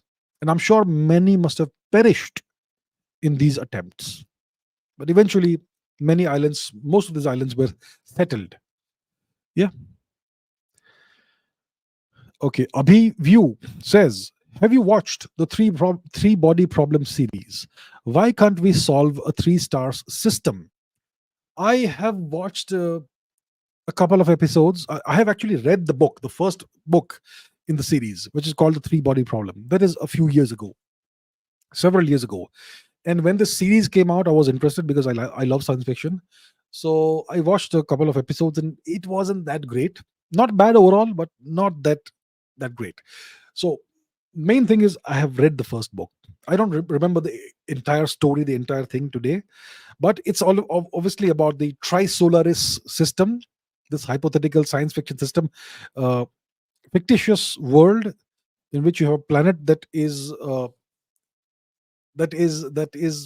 part of a three-star system. So it's a three body problem, three gravitating objects, three stars, and that's the concept. And obviously, it's a chaotic system. It's a chaotic system because when it comes to solving the three body problem, there are very few stable solutions, and even the stable solutions can be really chaotic. So the question is, why can't we solve a three stars or three body system? The problem is very simple, actually. At face value, you have three bodies in space, isolated, three gravitating bodies. Let's say the masses are m1, m2, m3, and they are bound together through through the force of gravitation, through the, let's say, the Newtonian universal law of gravitation. How will such a system evolve over time, starting from time t equal to zero, and you set them in motion? So we find that there are lots of solutions in which the bound state breaks up.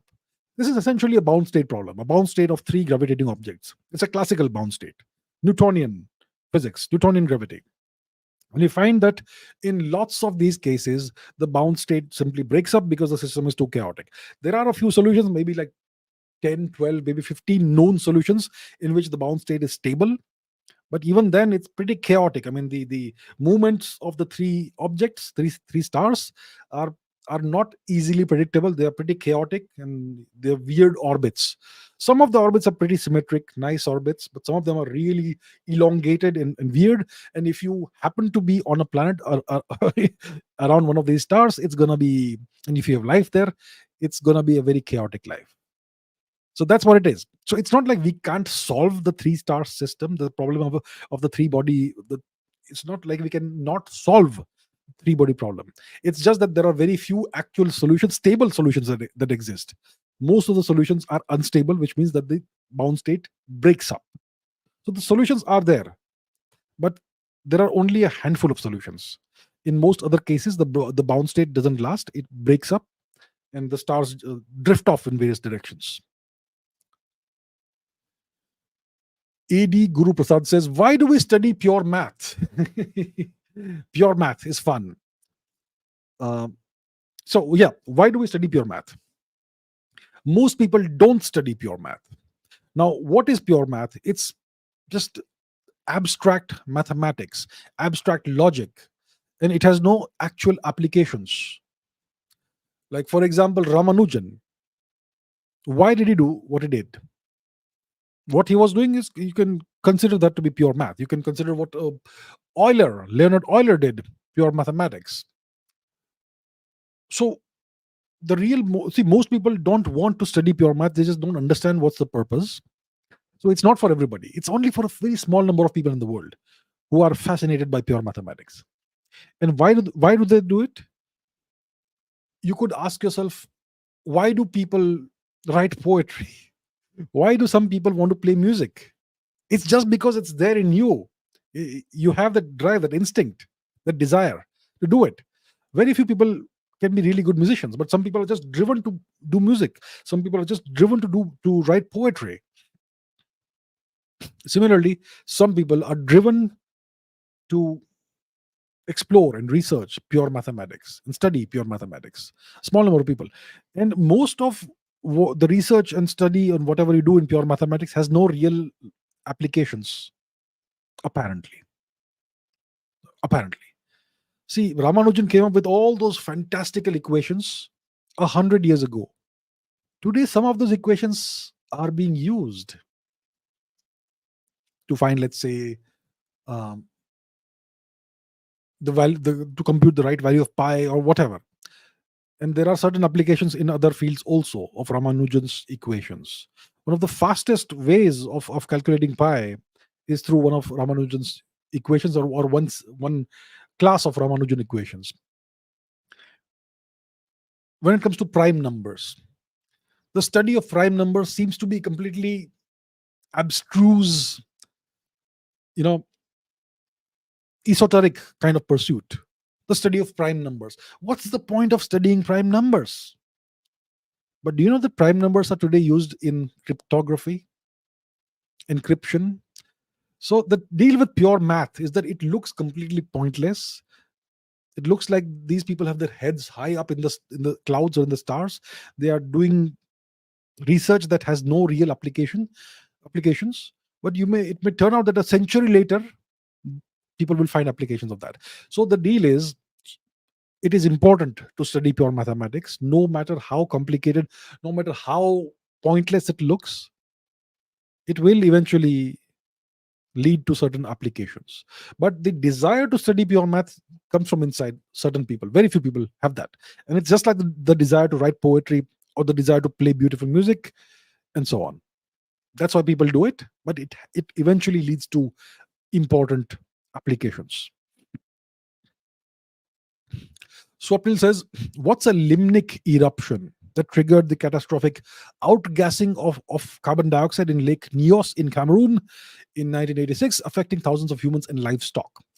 A limnic eruption is when you have a lake or a large water body suddenly gives off a tremendous amount of carbon dioxide, or sometimes methane, typically carbon dioxide. A sudden eruption of carbon dioxide gas from that lake, let's say. And this sudden outflow of carbon dioxide leads to the deaths of lots of animals, even human beings, in the vicinity of the lake, because carbon dioxide is heavier than air. Carbon dioxide is heavier than nitrogen and oxygen, which are the main components of air.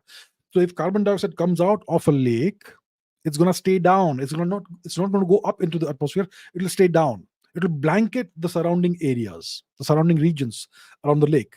And because carbon dioxide it's lethal. If you breathe only carbon dioxide, you're going to die.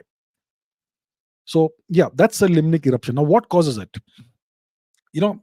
So first of all, why would carbon dioxide be dissolved in the waters of a lake? That typically happens, I would say, from the decomposition of organic material, like dead animals or dead plants. The decomposition of that can give off carbon dioxide. And sometimes the volcanic eruptions and geothermal activity can cause carbon dioxide to get dissolved in the waters of a lake, let's say.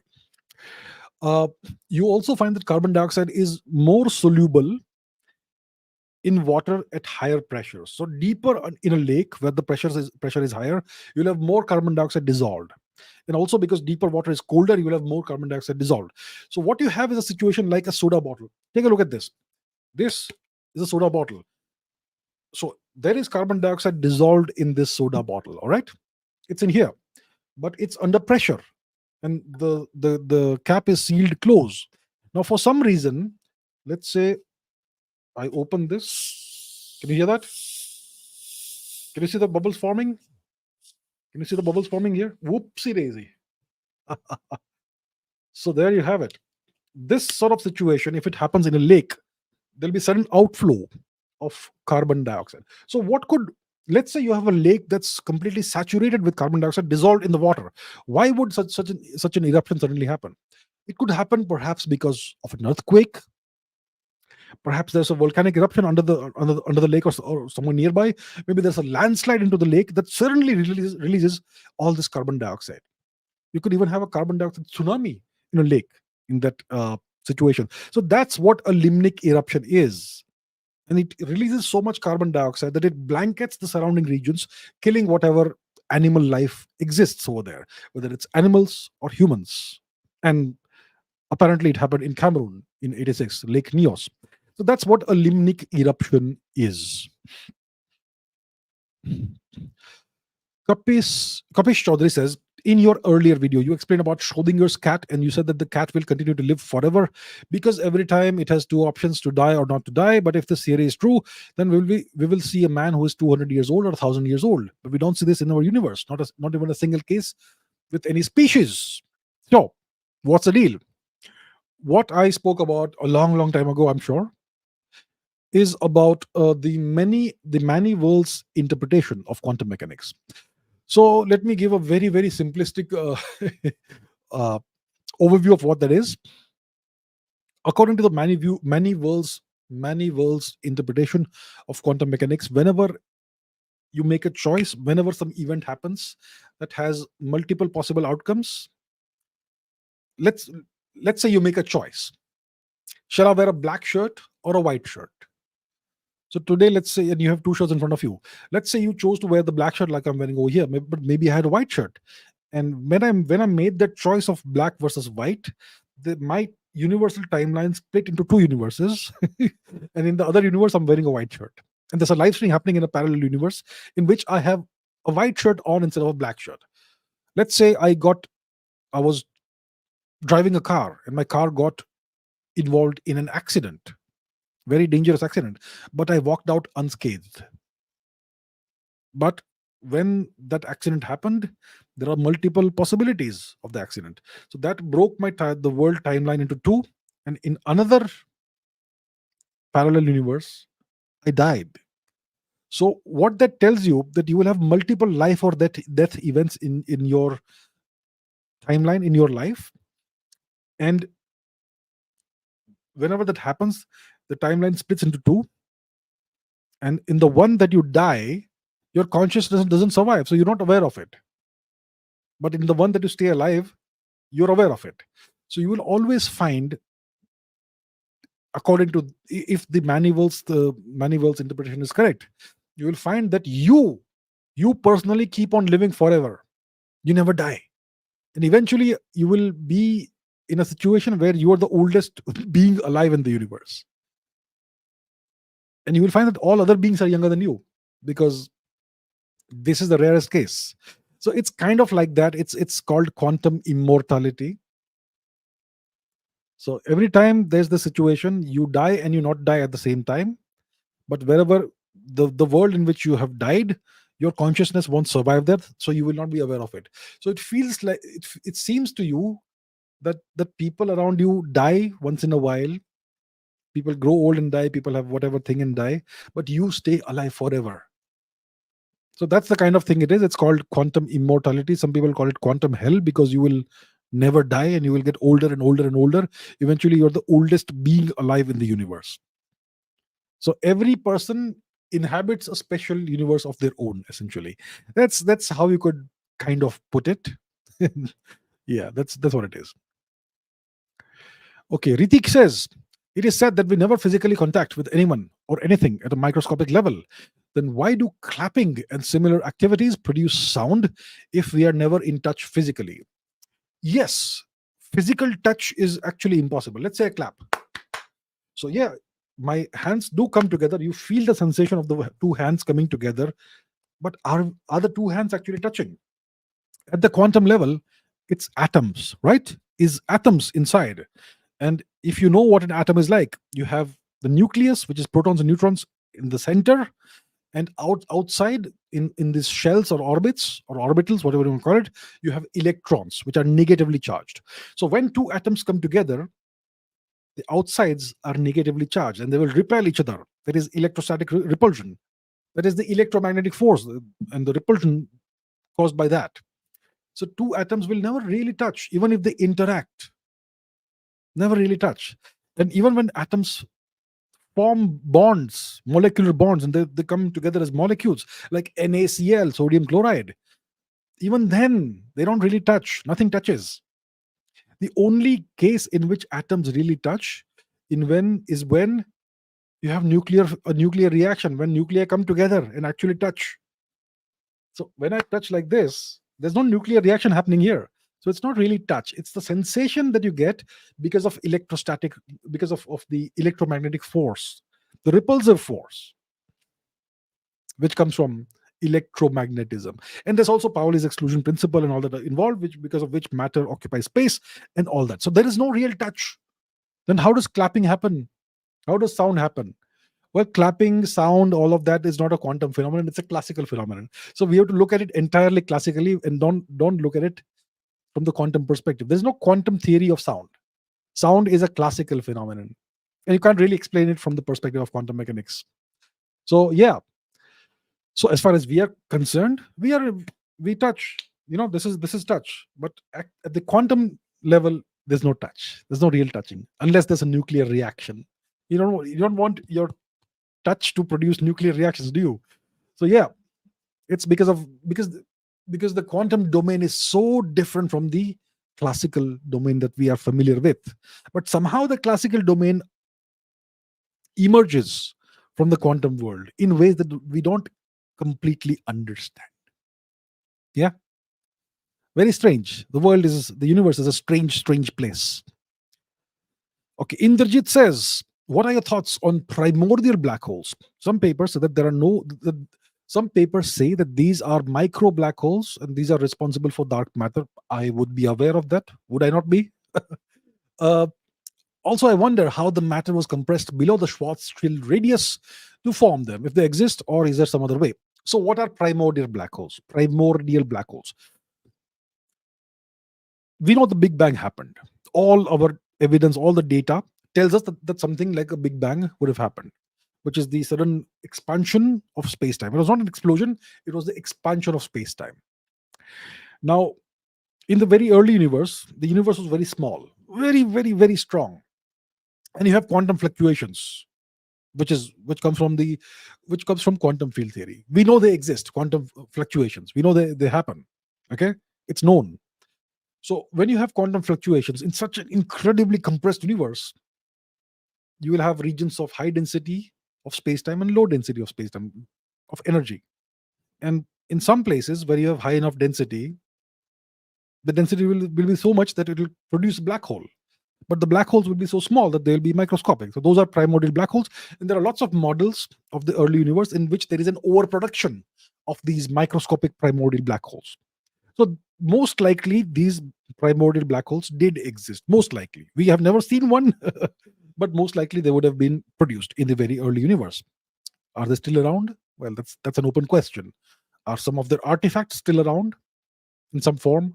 Maybe, possibly. So, and yeah, if they are still around, or if bound states of primordial black holes are still around, they could be responsible for dark matter. Possibly, yes, I would know. The question is, how was the matter compressed below the Schwarzschild radius? What is the Schwarzschild radius in the first place?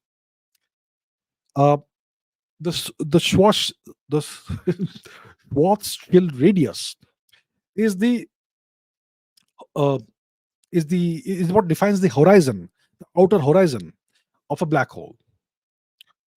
2 mg by c squared. 2 mg by c squared.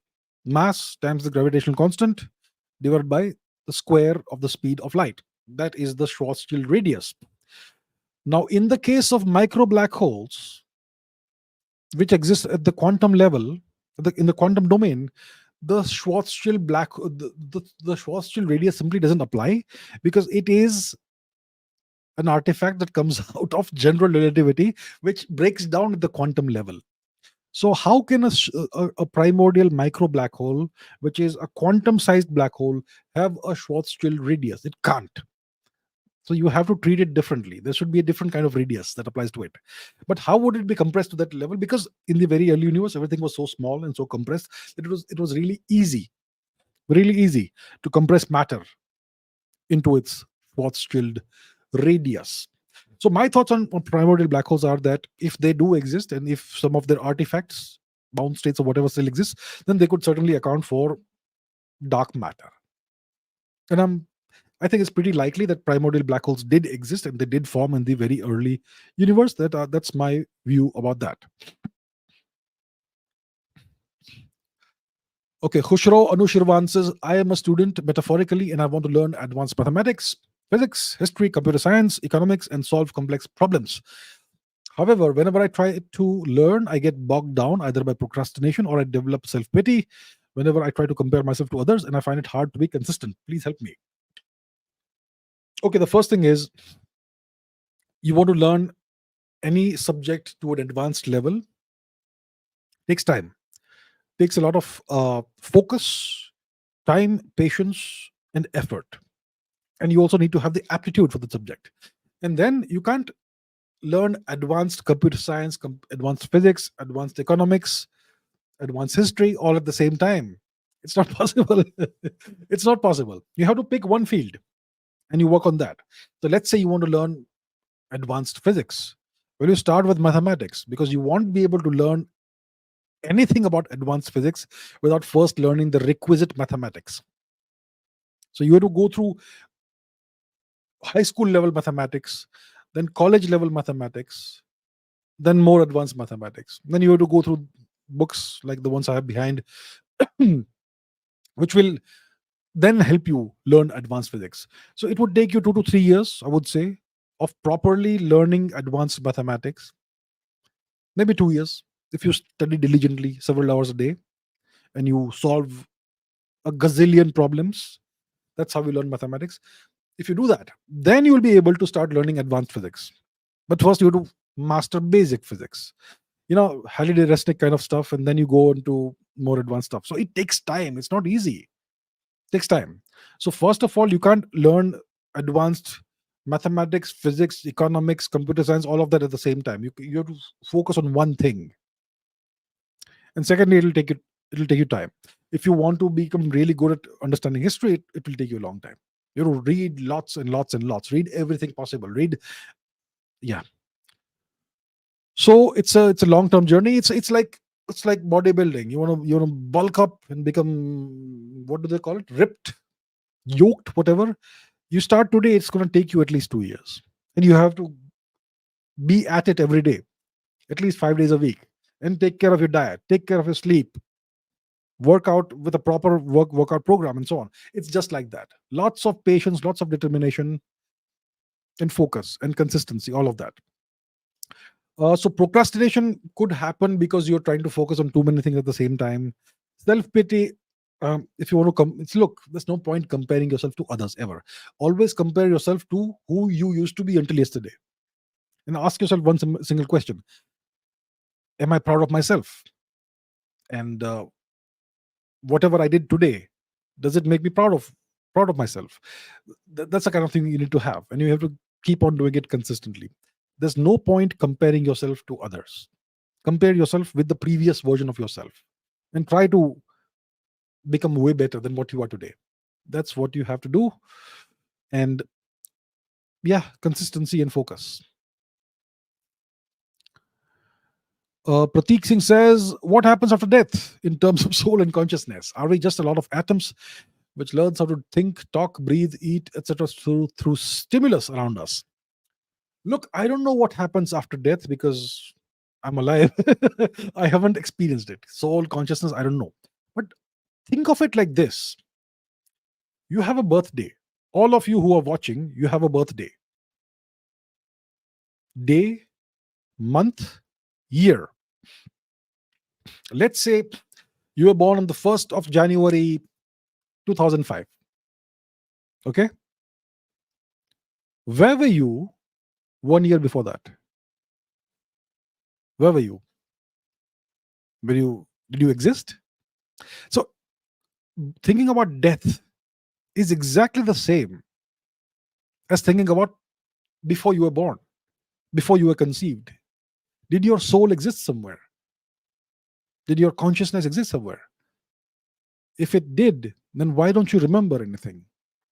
So we don't have the answers to these questions. Okay, so I cannot answer these questions. I am not some great, highly attained spiritual person. I'm just a regular person over here. So I don't have the answers when it comes to soul, consciousness. We don't know what consciousness is. We're trying to figure it out, but far from that. There's a big mysteries in life, and that's what makes life interesting, because it's so mysterious. Okay, I've taken a lot of questions, about 28, 29, 30 questions. Now let me take some questions for a few minutes from the live chat. Live chat. Okay, I'm going to take a few questions from the live chat, maybe 3 or 4 questions. So if you have something, okay. Om Bekherikar says, suggest a good book to study quantum mechanics. Well, I don't know where you are in quantum mechanics study right now. Are you a complete beginner? Are you intermediate level or whatever? So if you are a complete beginner, and if you have a decent understanding of mathematics, like basic, college level calculus and linear algebra, all that, then I would uh, suggest Griffiths. Quantum Mechanics by Griffiths. That's the first step you should take if you have a decent understanding of mathematics. Quantum Mechanics by Griffiths. Once you're done with Griffiths, you move on to Zetili. Quantum Mechanics by Zetili. And then you move on to other books as well. So I'll suggest the first book, the introductory book, is Griffiths. Griffiths. That's where typically everybody starts. Once you're done with that, you move on to Zetili, Zettilli, or something like that. I have it somewhere over here behind. Yeah, so that's book number 1 and book number 2. But for that, you need a decent understanding of mathematics. All right. Did you watch UFC 300? Max versus Justin was just crazy. I did not watch it. I was on a trip somewhere, work trip. I was working. I didn't watch it, but I did see the knockout. Max Holloway versus Justin Gaethje. Yeah, just stand and deliver, right? Both were at it, and then one punch takes out Justin Gaethje. Yeah, I wish I had watched it, but unfortunately, I did not. Okay, let's take some other questions. Just a few more.